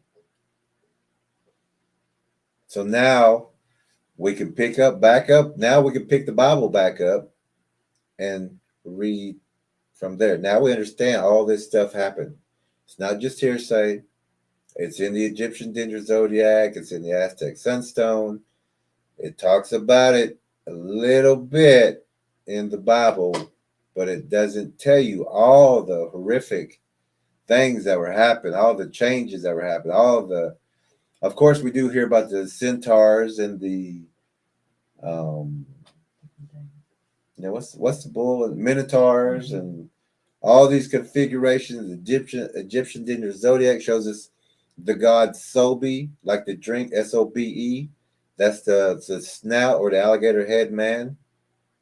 He's the god of death, is what he's called, Sobe. So if you're drinking Sobe, you're drinking death water, things like that. Oh, there's literally a drink called that right now too. I think a new drink out called Death Water. Yeah, I think there is, and there's even one called not just Venom, but I think wasn't it? Maybe it was that Death Water I was thinking. But I also wanted to show you one more thing. Now, this is some artwork that we did, or I did a long time ago. A lot of people didn't understand it. Does look a little different. It looks like we're side or pointed straight down, but the further you go down, the darker it gets, and there are webs, creatures out there, predators, and that circle is a portal. People can leave if they want to leave, and when they go out, there are predators waiting. Now, some people have seen this hieroglyph. Now, if you look at it from the side, which a lot of people do because it is talking about the portal time of the west, which is the fall equinox. So it is actually sideways, but I wanted to turn it up straight so that you would be able to see what we're talking about. A lot of people say that this is a flying machine and that the man is flying and that they had flying machines at that time, which that's possible. I mean, because it doesn't take much to manipulate the minerals of the earth. They've got saucers right now. Hitler was working on those, and they've got them down now. But this one is not a flying machine, even though it kind of looks like it. There's going to be people that's going to argue with you if you try to say that this is not a flying machine. Now, this is actually the sacrificial altar when these creatures would periodically come around. They would sacrifice people, take the soft tissue and the heart. Let me get that other photo up here.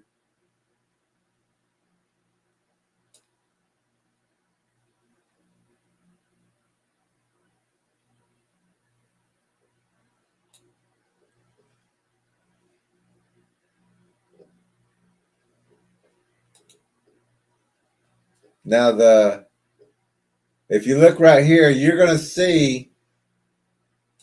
Now some people's going to say that that's an oxygen thing, but if you look, it's more like a cow tag. And if you stick anyone in the nose and you put a little thing there, and if you see in the old movies, you're going to see that they have those. And that if you hook something to that, you can pull anybody you want. That's a slave. That's a slave tag kind of thing. It's not an oxygen. It's not a flying machine. It's to hold them in place while this alignment happens and these creatures come down to feed. Now, if you feed it, it will go away. It's your buddy. You're a gifter. But if you don't, you go to war, people die, and you're supposed to kill these things no matter what. Here's another hieroglyph of the same stone, just in a different way. I want you to look at this. Now, that flying saucer looking thing up on top, you see the Aztec Sunstone, you see the temple underneath, and you see predators completely surrounding the Aztec Sunstone. That is predators. Now, the Aztec Sunstone is talking about Earth. It's talking about being in here, going down that temple. You're here. But there are predators of all different kinds, and they're all hunting people. All predators around. That flying saucer is an eye. It's a representation of an eye looking down. I'll show it one more time. Now, in the left bottom picture, you see two space-looking entities on the right, but then you're going to see another entity in that kind of V form. And that V form is the eye. It is the light. But all it's saying is that there's DNA on the outside, but there's also a predator DNA that's inside with us. That's inside here with us. There's some outside the filament. And now, with this stone telling us, with the Bible telling us, these things are inside with us. That DNA is inside with us. That is the picture on the left. Now, the picture on the right. I'm going to explain it, then I'll put it back up. But the picture on the right, that's talking about when everything lines up. You're going to see a line just barely off, because it's saying it's not lined up yet, but it's saying once it lines up, they come in to feed. And when they come in to feed, they come down. And when they come down, they want soft tissue. They want heart, because that's where the DNA is. That's where all the blood is. This is all meat. This is all, it does have blood, of course, in the veins, but this is where the heart is. This is where the blood comes from. This is where the purest energy, purest DNA is right there. So when this lines up, they come down, they come through those portals, but it's actually sideways. But when it comes down and lines up, you're going to see in this bottom right, there's going to be an entity laying down. But right at his stomach area is where everything's lined up. So they're coming in to eat and get DNA, but they're also leaving a creature. It's not a man. It looks like a demon kind of man that's laying there. I'll show you that again. It's the bottom right corner.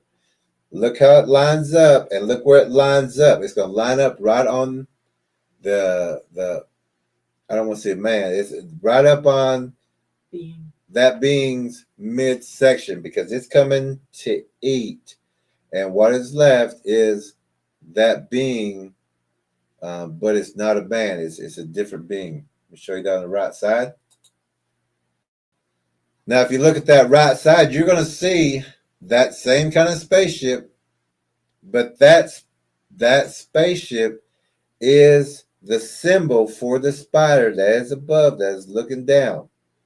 That's the symbol for the eagle that's coming down. That's the symbol for the butterfly that when it comes down, it's going to eat and change things. So this is lining up. That spaceship is lining up. It's coming down. The light is going right to the midsection of that deity laying horizontal. It's coming to feed on that section. Here's the head, kind of. Mm-hmm. There's the body, and it's coming down where that light symbol is coming in. It's eating the soft tissue. Now we're going to go back to that hieroglyph that we just showed you, that people said that was a machine, which is not. This is an altar. And I want you to look at this bottom right corner again real fast and see that it's lining up. It opens up. It's got the letter A. It opens up. It's coming straight down in a line like this, right to the midsection of this entity or this being. It's in that right corner, right bottom corner. If you look at the very bottom, it looks like a sarcophagus. But in that sarcophagus, or that coffin-looking thing, there is a being laying flat with this alignment coming in to the midsection. Now, this is the same as this one. Now, of course, everybody thinks this is the flying machine. It's not. That's not an oxygen thing. That's like a cattle tag to hold you in place. And if you look, the being in this entity is holding his hand like this. It's not working controls. It's not pushing buttons. It's not driving. It's not pulling back like an aircraft. It's just got its hands like this. And it's stiff. It's wearing ceremonial clothes. It's in a basket to catch the soft tissue. And if you look on the altar, you're going to see the soft tissue, the hearts and everything that's going down into a hole. And underneath that hole, there's a demon waiting to eat. And if you look in any Aztec or Mayan sacrificial area like that, that altar will have a hole in it where they're going to put all those, the heart and the soft tissue in, and it's going to drop down. Those Bigfoots, those predators, those spiders are there periodically just waiting for all that. That's their favorite. And if you know anything about cryptid, they always take the heart and the soft tissue. They will eat meat from the right arm and the right leg because that's where more blood circulates back up. There's a vein in the right leg and also underneath the right arm. Now, we're going to show you this again here. Now, this is the sacrificial. This is taking the heart and giving it to that deity, to that spider, to that Bigfoot. But here in this picture, you see the man, he's laying on his back pretty much. That light or that beam is coming straight down to his midsection. Underneath him is his soft tissue going into the altar. Now that altar is also dropping all the intestines, all the heart too. And if you look at the very bottom, you see teeth. Here is the light that's coming down. This is when the alignment happens. When this happens, these creatures come down to feed and they want the soft tissue. This is the same image as this one on the bottom right.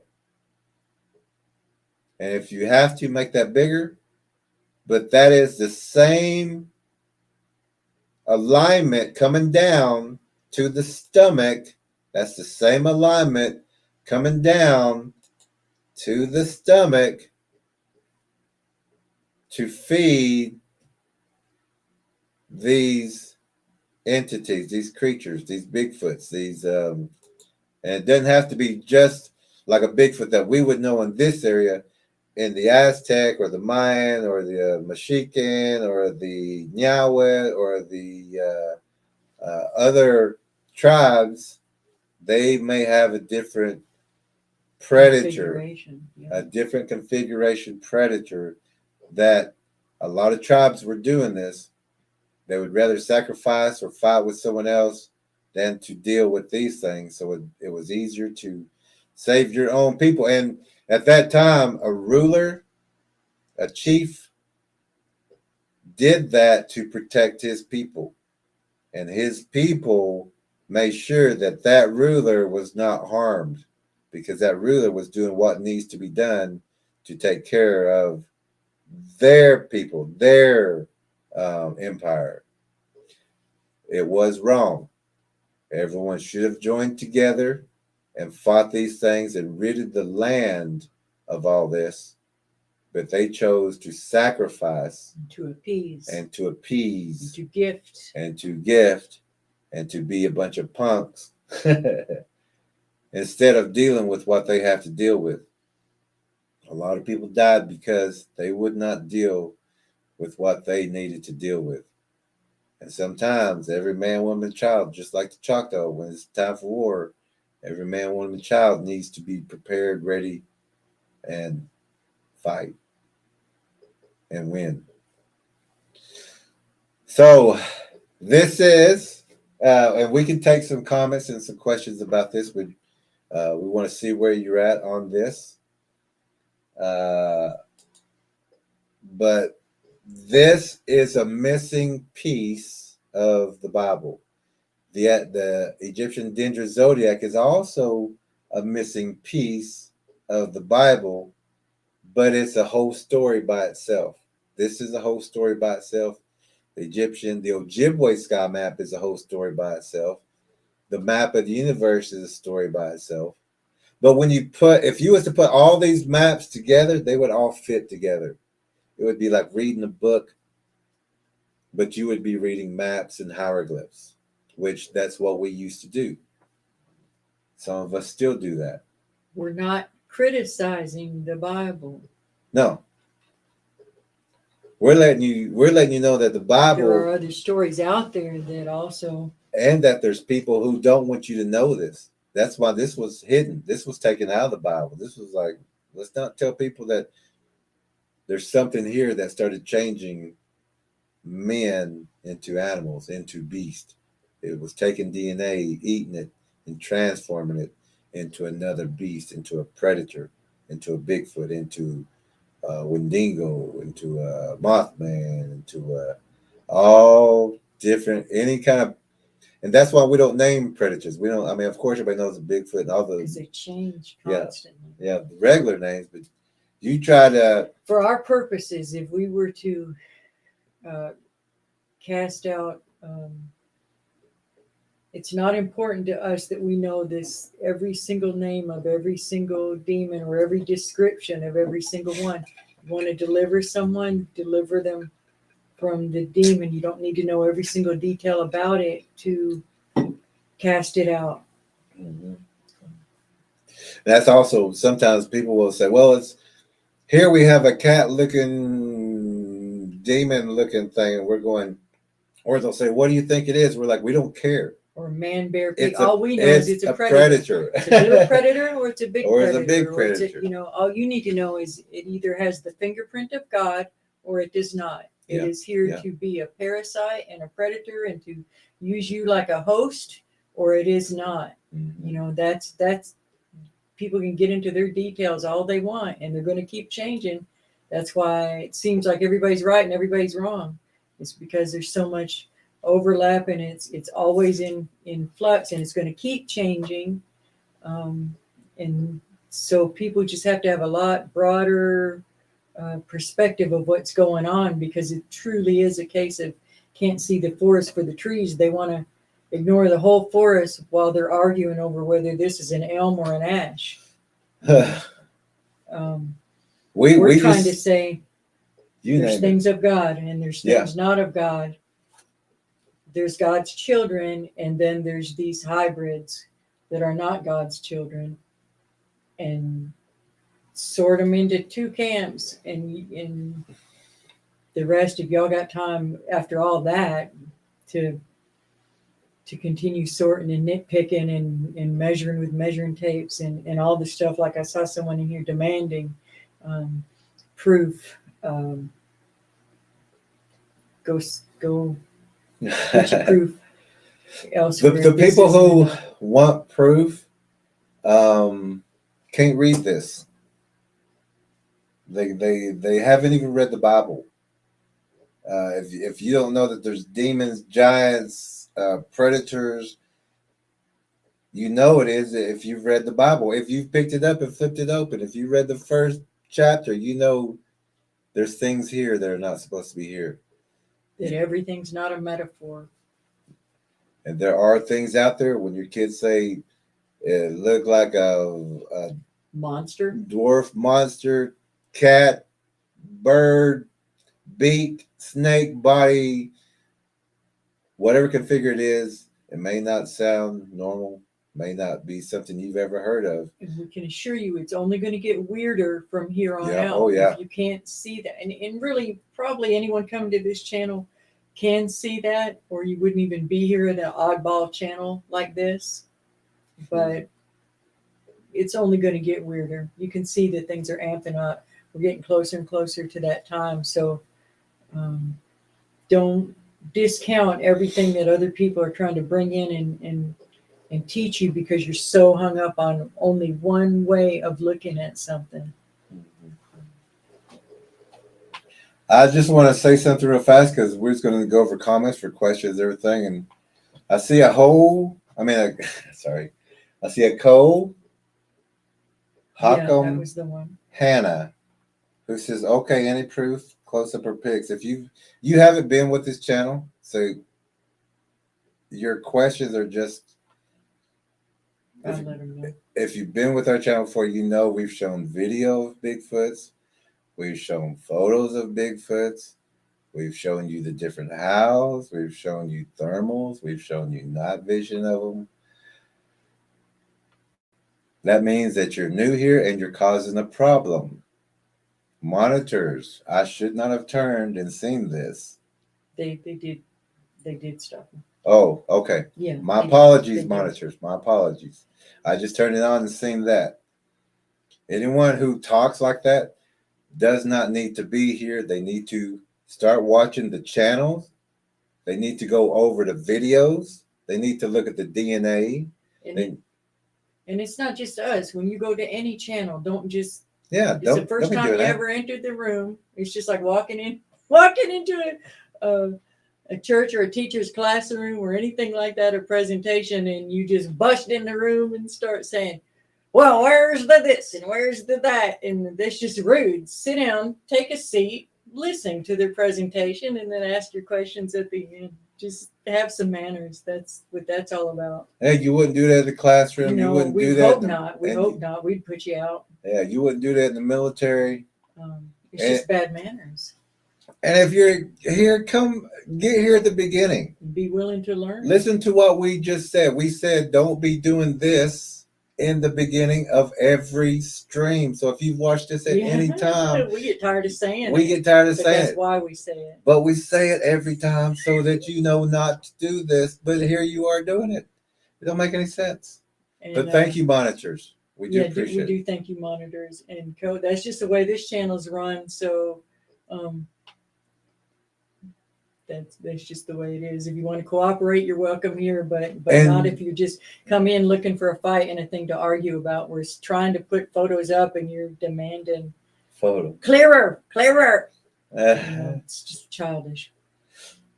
And if you were here, you would have known that we said We will get to those comments and questions as long as they relate to the topic. But you weren't here. You're someone who just shows up. And when and you do jumps that, you're in. distracting other people. You distract other people. You distract us. You're distracting us right now. We had to take a little time out just to say right. we would rather you not be here if you're going to do that. Be disruptive. There's other channels. No hard feelings. Just go your own way. We'll stay with what we're doing. We've got things to do. Edward Kung Fu Mashburn's here. Hey, Edward. So let me start back with War Chief. Okay. He said his tomahawk is sharp and waiting.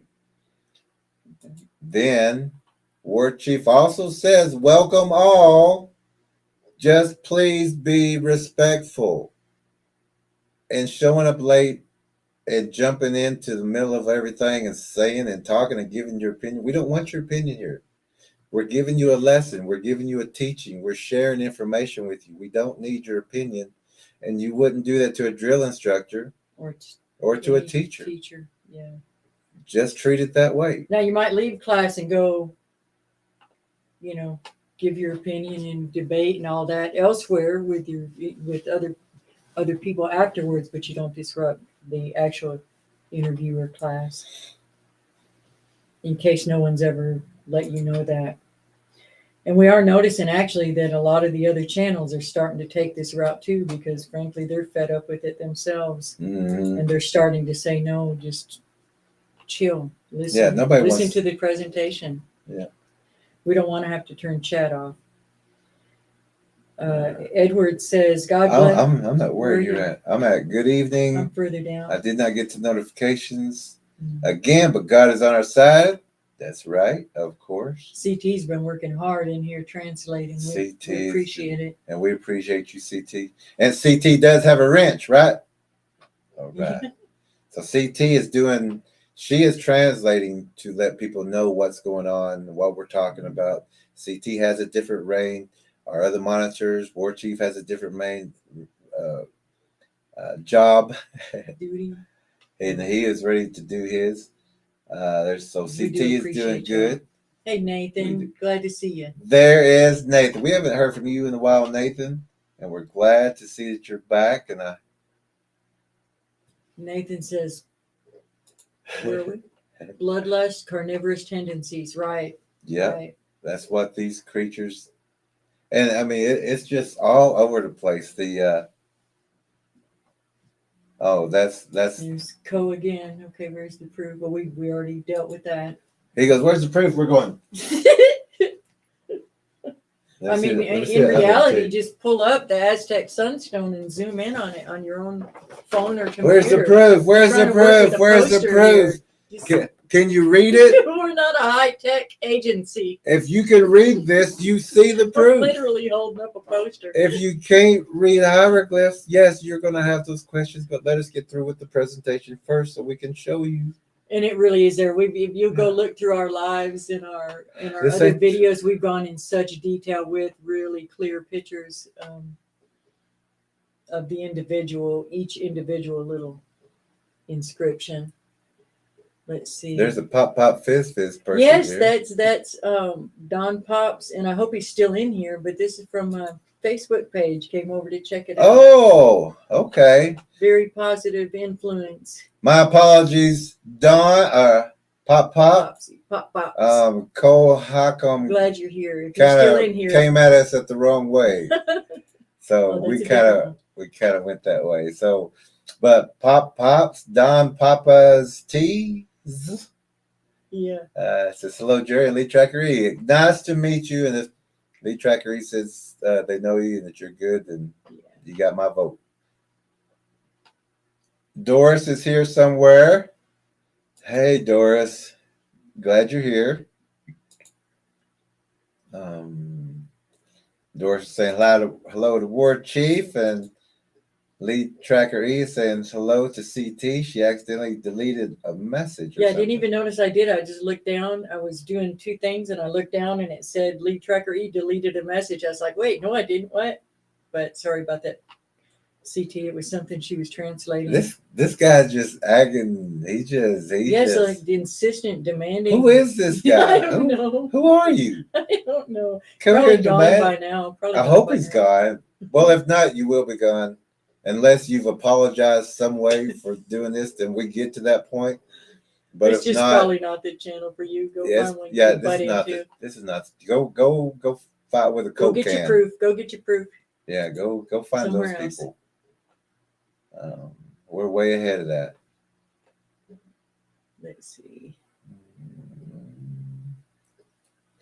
This is where CT says, "Co-patients, sorry, I'm just trying to translate. When Jerry and Tracker are talking, nobody talks, nor type messages. We just need to pay attention.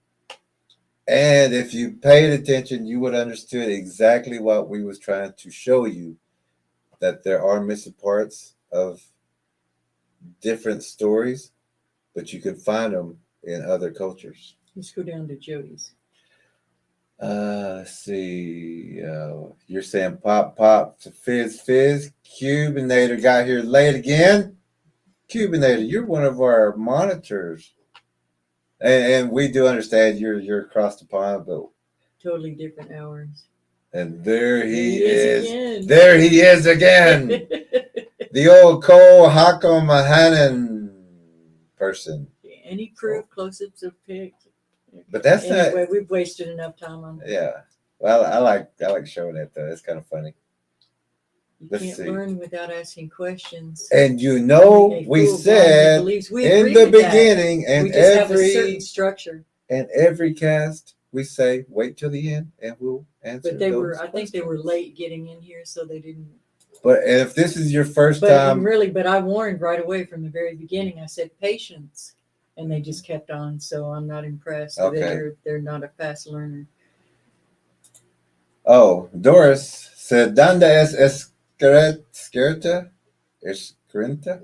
es portal." Oh, I have got a thumbs up. Was that me? Where is that portal? Doris asked if I mentioned. If I have time, I will stay at the end of the. Oh, she wants to know. Doris wants to know where that portal is.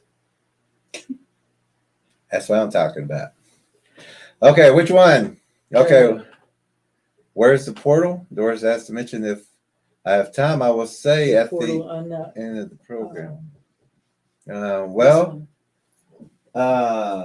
Here's the portal. This is called the Gate of Souls. And these are the equinox portals. And this is the winter portal right there. Actually, where that circle is. These are all where the portals come in. Portal dates. But there are portals everywhere. Waterfalls is probably the biggest place for waterfalls. For portals. They are everywhere. People open up portals all the time. And back in the day, everyone was opening up portals. There's portals everywhere because as kids, we were taught, play with that Ouija board, play with those credit cards, not credit cards, those tarot cards. Same thing, really. They'll both get you into trouble. Both get you in trouble. Both demonic. Both dealing with demons. But there are a lot of portals everywhere. People has opened them left and right, so they're everywhere. Jody says, I don't know. Down lower says, genius work, you two. Great class. That's why I'm trying to get to that one. Oh, I see what you're saying. I'm saying, let's get to Jody's comment here. Oh, okay. Let's highlight that. What's it say? Oh, Jody says, this is a Parat plasma instability. Jerry, you are right on top of something huge. Please watch Parat petroglyphs. The god in the sundial here has two snakes. Adam, Egypt, same. Enlil, Sumeria, same, etc. Yes, it's the same pattern, same stories. Well, actually, I would say that if you took this information and go over there, you don't have to go to them, but just watch that again. And you'd be like, oh, okay, I know. And JR, where are you at? Where's JR? CT. CT's doing a great job. Thank you, CT. Yeah. And she may be gone now because she said she lost power on her phone and didn't have her charger. Okay. I'm at JR.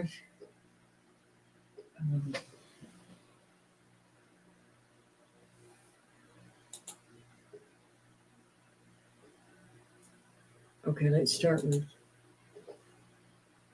Okay, Ward Chief says, Christian, I believe the Bigfoot are an ancient descendant of the Nephilim, but that is just my interpretation. Yes, what we're saying is they come from the fallen angels, which had all different sorts of forms. There were several different kinds of predators and incursions, and not just once. There have been several over time. There have been several catastrophes. There's been several restarts. Now, the Bigfoot, they're smaller, may not be post-flood.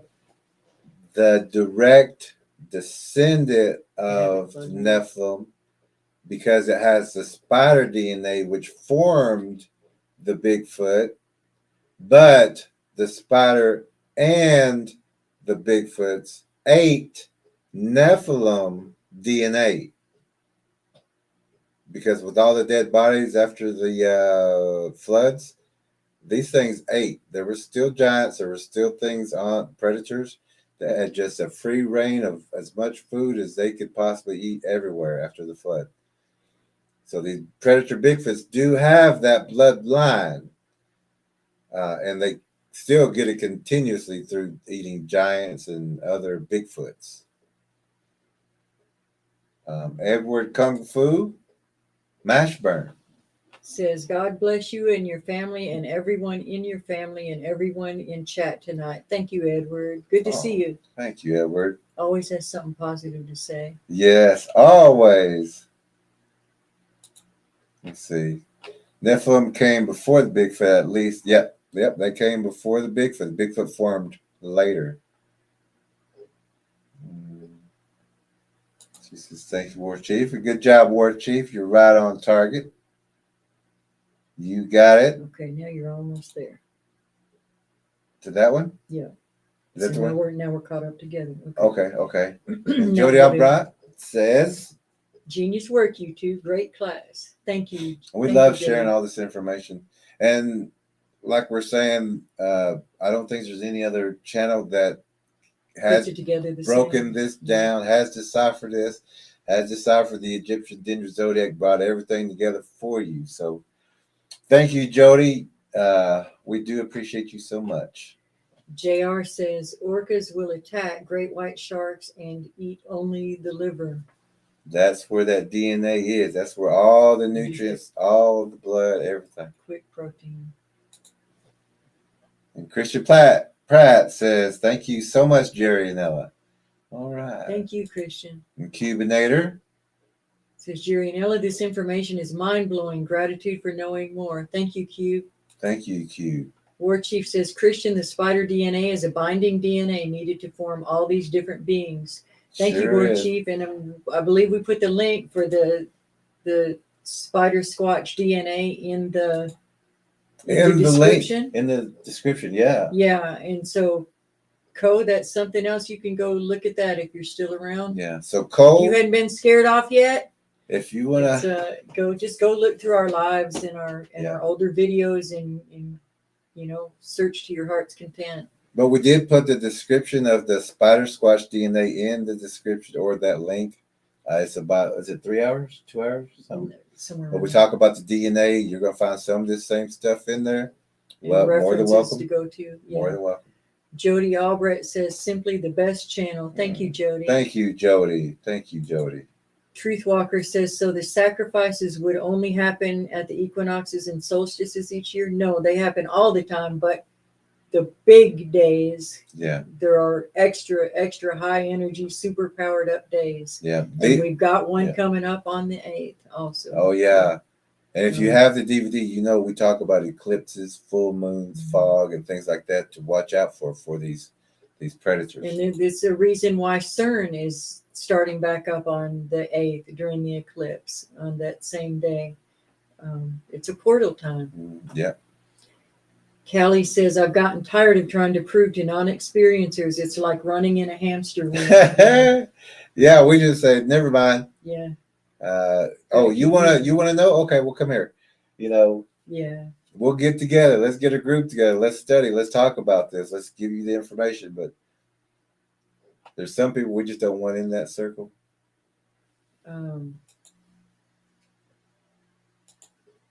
Callie says this has certainly helped put some pieces together. Good. Oh, it sure. And the more we could do this, the more people know. We're like our motto that we're working on is to continue to share the word of God, and for us to continue on, but with all the knowledge to continue. And we're not saying, and maybe this is even off topic, but we're not saying we're perfect. We're pointing to the one that came here, Mm-hmm. because we're all not perfect. Yeah. Wedge says, hello, Jerry Lee Tracker E. Everyone came late, but been busy writing down as much as I could. Good, Wedge. How you doing? All right. And Wedge, you're a prime example. That Cole, you need to pay attention, because Wedge came in a little late and said hello and left it at that, and just started listening and taking notes. But it's a different format. This channel just run differently. Yeah. So you'll get used to it if you want to stay here. Everybody saying hi to Wedge, because Wedge was a little late. Everybody saying hello. Hey, there's Batmom. Batmom. Evening, everyone. Oh, Nathan is saying, any opinions on vegetarian versus carnivorous diets? They'll eat what they can get, but they would sure rather have the blood and the meat. Oh yeah, and like we talked other people, and we say Bigfoots don't cannot bake a cake. I think a friend of ours told us that one time. They're not putting the ingredients, the right measurements together to bake a cake. They'll eat the cake. They'll eat your garden. They won't grow a garden. They don't have that intellect to grow a garden. Just like a deer, tell a deer go grow a garden, and it'll be like, I'll eat the garden when it comes in. But they recognize body language and body movements, yeah, and if you, like he said, if you were sitting there stirring up and saying, now I'm putting in 2 eggs, and now I'm putting in a cup of oil and a cup of water, and I'm doing this and I'm adding this, and they're listening to you and they're watching you. But I'm going like this. Eventually, they're going to recognize the body language, even though they don't understand your word oil and your word eggs and your word this or that. So that whole thing is everything that we're doing. Yeah. So you could be going like this to a predator Bigfoot, but you're talking about the ingredients on how to bake a cake. Like you need 2 eggs, 40. You could be smiling and saying, I'm going to blow your head off, and you're not going to understand that that's what you just said. But they'll try to get you some water. They don't understand like we do. They're not man. And for one thing, you don't have to rebuke something from God. Mm-hmm. You don't have to be afraid of something from God. So we know that when they listen to a rebuke and they leave, then what? They are not from God. Yeah. And you name it. Once you see it, you name it. It's going to be a bear, pig, man. Name it what you want. Yeah, name what you want. I don't care. Beak, snake, winged, cryptid. Because we have some people who are the weirdest things those out there. Okay, so that was what we wanted to share with you tonight. We wanted to break that down to show you that the information is not just in one place. You have to look in different places and study that information, then look in another place. But all this information will lead you to another one. And lose the fear of, if I learn what symbols they use, it's the same as when you learn to decode the Illuminati things with all their symbology. You learning how to recognize their different signs and their stupid stuff that they do doesn't mean you're doing it, doesn't mean you're using it. It means you recognize it when you're doing it, and you go, oh, there's one. Oh, they got that one. That one's sold out. That one's, it's the reason that we learn these things, the reason we learn important dates, the reason we learn the zodiac is not so that we can use it and do fortune telling. It's so that you can read their language, so you understand messages to each other, and so that you understand what you're looking at, and that you know, like the one hieroglyph, that it's not an air machine. It's something else. It was not just another sacrifice. And I don't mean to make light about that because it's terrible, but It's just like knowing what they mean by someone saying, "I'd like to have you for dinner," or "I'd like to have you over for dinner," or "Come to this feast." And what was his name on Silence of the Lambs? Yeah, yeah, yeah. There was a don't line in there. when you know what you're looking at, you don't walk into traps. Certain words, numbers, symbols. When you know all that, you don't walk into traps. You're like, "Oh, okay, that's a column." Columns are a symbol for spider or predators, so you just go the other way. Certain colors, because you learn. Yeah. You know. Let's see. I think that's it for tonight. Mm-hmm. Now, and what we're talking about is, when people, we're not saying do a Ouija board. We're not saying do tarot Absolutely cards. not. We say don't. Don't talk with people who talk with demons. Those psychics, people like that. Don't talk with them. They are talking to a demon. Mediums and stuff, and they may be wonderful people, sweet, That's what they're people. supposed to be. They don't even know that. Yeah, they're supposed to be so nice and sweet. And come on, they don't even realize a lot. Some do. Some know exactly who they're talking to, but others have no idea. They genuinely think they're talking to angels or good beings, and they're not. And any predator can pretend to be your friend until it's too late. It's just their method of operation. Of course, they do that. Did you want to explain why you wore it? I wore this tonight because I did get this from Honduran spiritual leaders, also from a friend, Pascuela or Pascualita is what we would call our friend, Berta Cáceres. Was also at the ceremony where I was gifted this and the shell from the oceans. They put this together and made this for me when I was down in Honduras, spending 7 months with Berta Cáceres and her family before she was assassinated for protecting her land. War Chief said Bigfoot will eat the baker. That's right. Won't put that pie together, won't put that cake together, but we'll eat that baker and eat the cake. Callie says they sure will eat a garden. They sure will. And they know when your fruits are ready. They know when your corn's ready. They know when. And if they see you looking like tomorrow's the day, they're coming out that night and they are taking everything. I've seen it happen. Cube says possum, combat kangaroo, PGF, all varieties rolled into one dish mashed beast.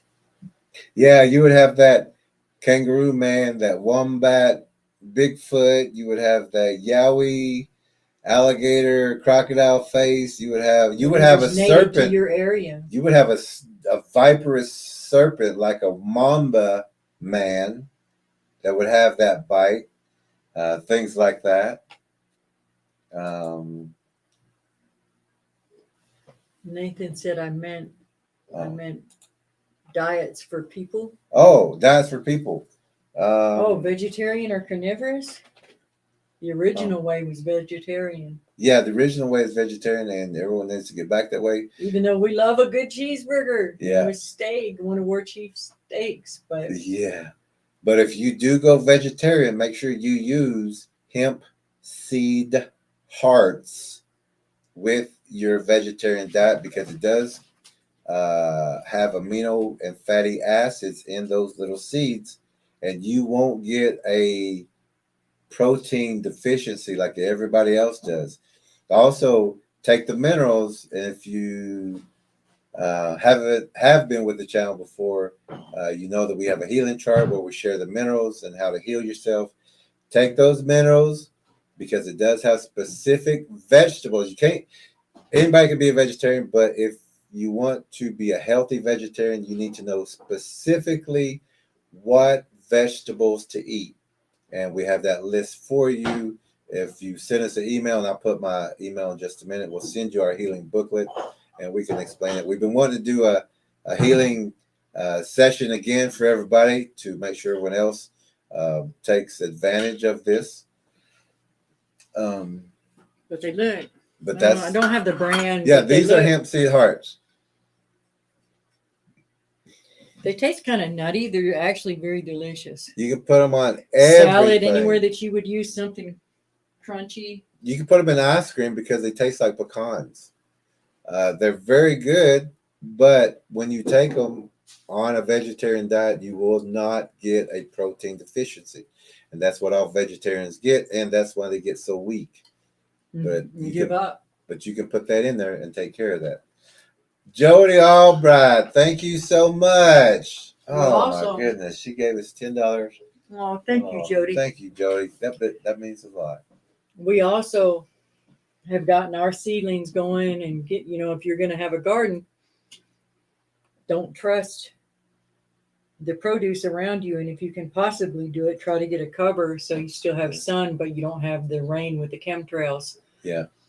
Getting on our food. We're at that point here where we have to be very, very careful and remember to always pray over our food.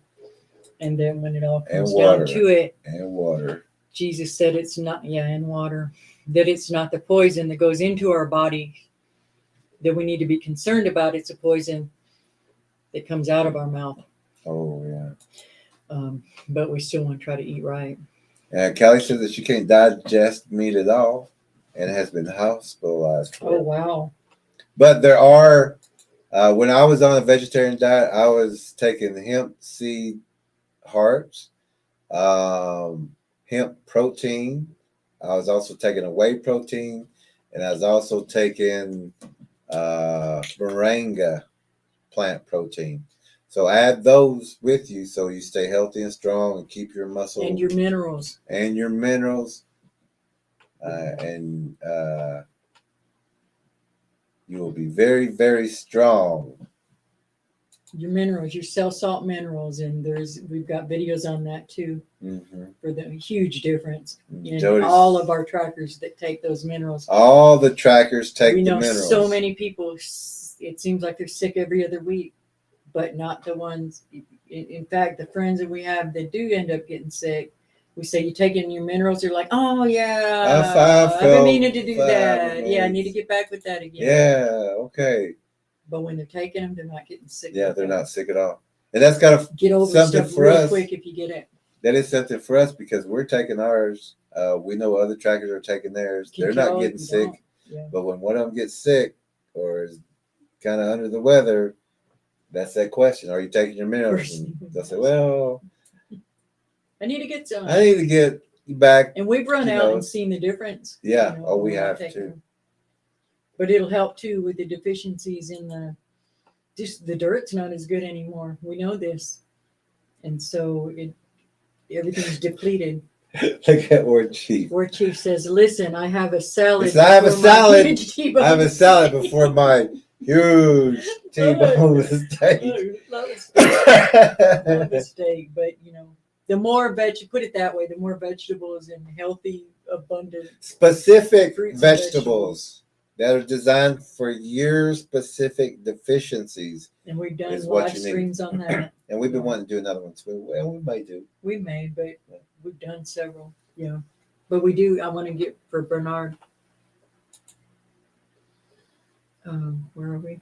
Callie says, thank you for that info. You're welcome. You're more than welcome. And this has been a great, great night for us to share this. Only one little disruption. Everything else went according to plan. Yeah. Jody says, my pleasure. Brave trackers. And we're all caught up. Okay. So. Also, whoa. And I think I have hemp seeds in my teeth. That's what I was saying. Hemp seeds. But what we're saying is also that a lot of people, hey, War Chief said I deleted that. Okay. Oh, thank you, War Chief. Yeah. Thank you so much. Thank you so much. But also that, like we're saying, we're not talking about doing tarot cards and things like that, but it's knowing dates and times, how other people use them. Yeah. It's a pattern, and periodically they're going to do it again. They're going to do it again. It may not mean anything to you. It means something to them. You don't know. They're doing these things around you. And they are way more disciplined than 99% of Christians are, of the true Christians. Seriously, the people trying to work for the dark side, they'll fast for many, many, many, many days. They'll get up in the middle of the night. They'll put in the hours. They'll put in the work. They'll put in the everything that they need to do, the effort. And then you've got the lukewarm Christians over on the other side that have already been given the information they need. They just aren't taking it seriously. Mm-hmm. And those are going to be the ones that won't have the tools that they need. They won't be prepared. And you're going to hear, people say, oh, they're talking about this, they're talking about that. And don't listen to what they're saying. But these will be the same people that will say, so what do you think about the eclipse? We know it's crossing. What are your thoughts? Wait a minute, you're saying don't listen to us, but now you're saying you want the information. You want to know. We get that a lot too. People, they even ask us questions behind the scenes. Yeah. They don't want to refer to us, or they want to make fun of us in public or ignore us in public, but then behind the scenes they want to get the info. That's okay. So all this, people ask us questions. We say, well, we haven't done it in a while, or we haven't put things together. We've got other things to do. But the same people will say, don't listen to us, want to know what the eclipse is, happening, what's going on there. But that we decided to give people that information as well. So on Wednesday, right? Wednesday? Mm-hmm. On Wednesday, if you are a subscriber, that you know that we're going to have another stream called Eclipse something. Set your alarms. That'll be on Wednesday at 7 p.m. And we want to show you, because we've been doing just a little bit of work, but we're going to have enough for you. Now, this is talking about the eclipse. We're right here in the path of the eclipse, and we're not far from Broken Bow, Oklahoma. That's where the you can't see. Okay, we're on this side. We'll hopefully have it better on Wednesday. But this is going to be one of the areas of concern. It's where they expect 100,000 people to come in.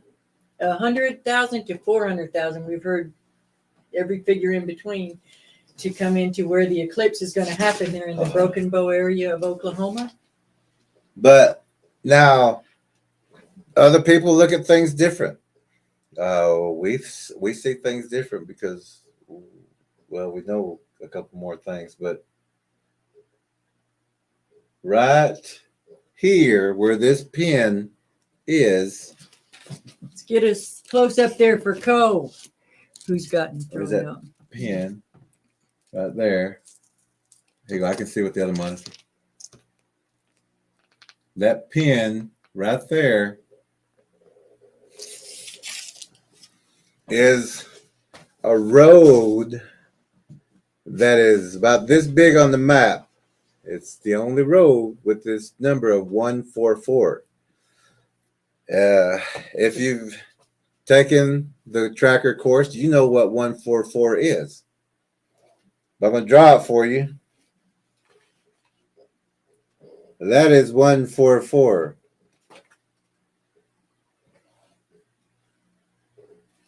And 144 is a door. Portal. A portal. There's a portal there. So during this equinox, and we're going to do a whole thing on this, so don't worry about it. But where that crossing 144 lines up, it also lines up with Ho Chi Town, also lines up with Broken Bow. Perfect line for the equinox to happen. And the one before, which was in 2017, hit a different area, and we're going to explain that also and how both relate on Wednesday. So, know about the equinox, the eclipse before it happens, what's going to happen in that area. We can even tell you where there's going to be some people flying in to be standing in that place on that day. And they'll always have you look in one direction while they're another direction. They're going to want you over there while they're going to be at the portal door. Watch the left hand while the right So where everybody's down in Broken Bow, Ho Chi Town, Mina's going to be blocked off. That side's going to be blocked off. There's going to be a military portal everywhere. They're bringing in Homeland Security. They're bringing in the reserves. Chemical, everything. Yeah, the biochemical. Yeah. But we will cover that on Wednesday with more information than you're going to find out there. There's some backstories of the 2017 eclipse. Nobody knows, and we're the only channel that's going to bring that to you. So, Logic Montana, Wednesday glad night. you're here. Oh, it says Father strengthens us. Yes, indeed. Down there at the very end. Okay, so War Chief deleted KO. We want to thank you again for that. Yes, War Chief, he was a distraction. Great job. Appreciate you very much. Hey, there's their thumbs up. Look at that. Okay, good, because we don't want. He wasn't here to learn. Yeah, he wasn't here to learn. But they'll do it under the guise demanding, like, I'm here to learn, I'm here to learn, I'm here to learn, I'm here to learn, but never shut up long enough to learn. Yeah, and if anybody was to watch the entire stream, we're teaching. We showed you what no one else has ever showed you before. And you're asking about a picture of something that's probably not even related to the topic. Let's see. And thank you again, CT. Logically Montana. Logic Montana. Father strengthen us. Oh, yes. Thank you so much for that. So we'll go ahead and pray our way out of here and let everybody get about. Wow, this was almost 3 hours. Thank you. We didn't know this one would be this long. Yeah, we did. But we'll see you guys on Wednesday, and we'll say our prayer. Thank you to everyone that was here with us, and we'll pray. Father, thank you, Lord. Let everyone that has the eyes to see and the ears to hear, let them understand what we're saying. Give them Holy Spirit discernment, Father, so that there is no confusion. Lord, the spreaders of chaos and division, stop them. Any enemy that just tries to disrupt and keep us from moving forward, Lord, we're just trying to warn people, keep moving forward, keep pointing to you. Let people know the things that are coming, the things that have been here, and the things that are out there, the things that are continuously being created, the things that are being exposed, Lord. It's all coming to a head, and we're honored and we're excited to be here for a time such as this, because you didn't just have anybody here right now. You knew who was coming down to the end times, and anybody with half a brain can see that that's where we're at, the end of a cycle and the at the point of a new beginning, Lord. And we pray that you will be merciful, and that we repent, Father, for anything that we do that displeases you. And we thank you for your Son that cleared the path for us to be able to get away from all the blood sacrifices of the past, Lord. And we pray forgiveness for those who felt like those were the things they needed to do to protect this family member. They had to give up. That one is a horrible, horrible thing, Lord. And we pray forgiveness over that.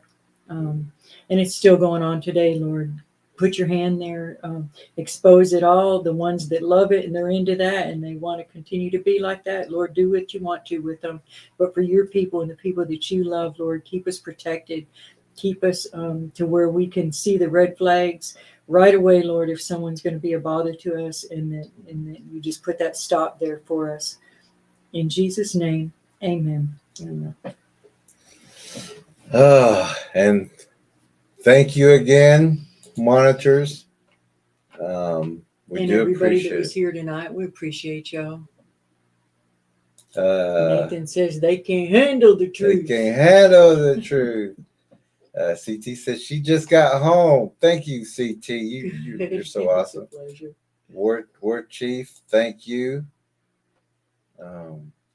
Cubinator, everybody. Callie, Jody, Armor of God gets us through. That's right, Cube.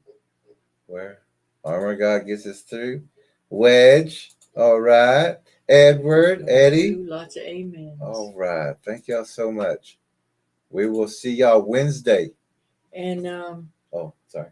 Y'all say a prayer also that just anything with the broken bow area, any foolishness that's just arranged anywhere, that it just be nipped in the bud, that the people be protected in those areas.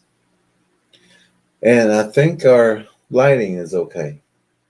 Yes, not bad tonight. I think we just got a little glare We're here. still trying to figure it out, but we won't normally have this. Yeah, we won't have that there. Shiny plastic but behind we us. think our color looks good. Mm-hmm. I think better than it's been, that's for sure. I know. So everyone have a great night. We're going to see y'all again in 2 days. 2 days. 2 days. So everyone have a great night. Good night, warriors.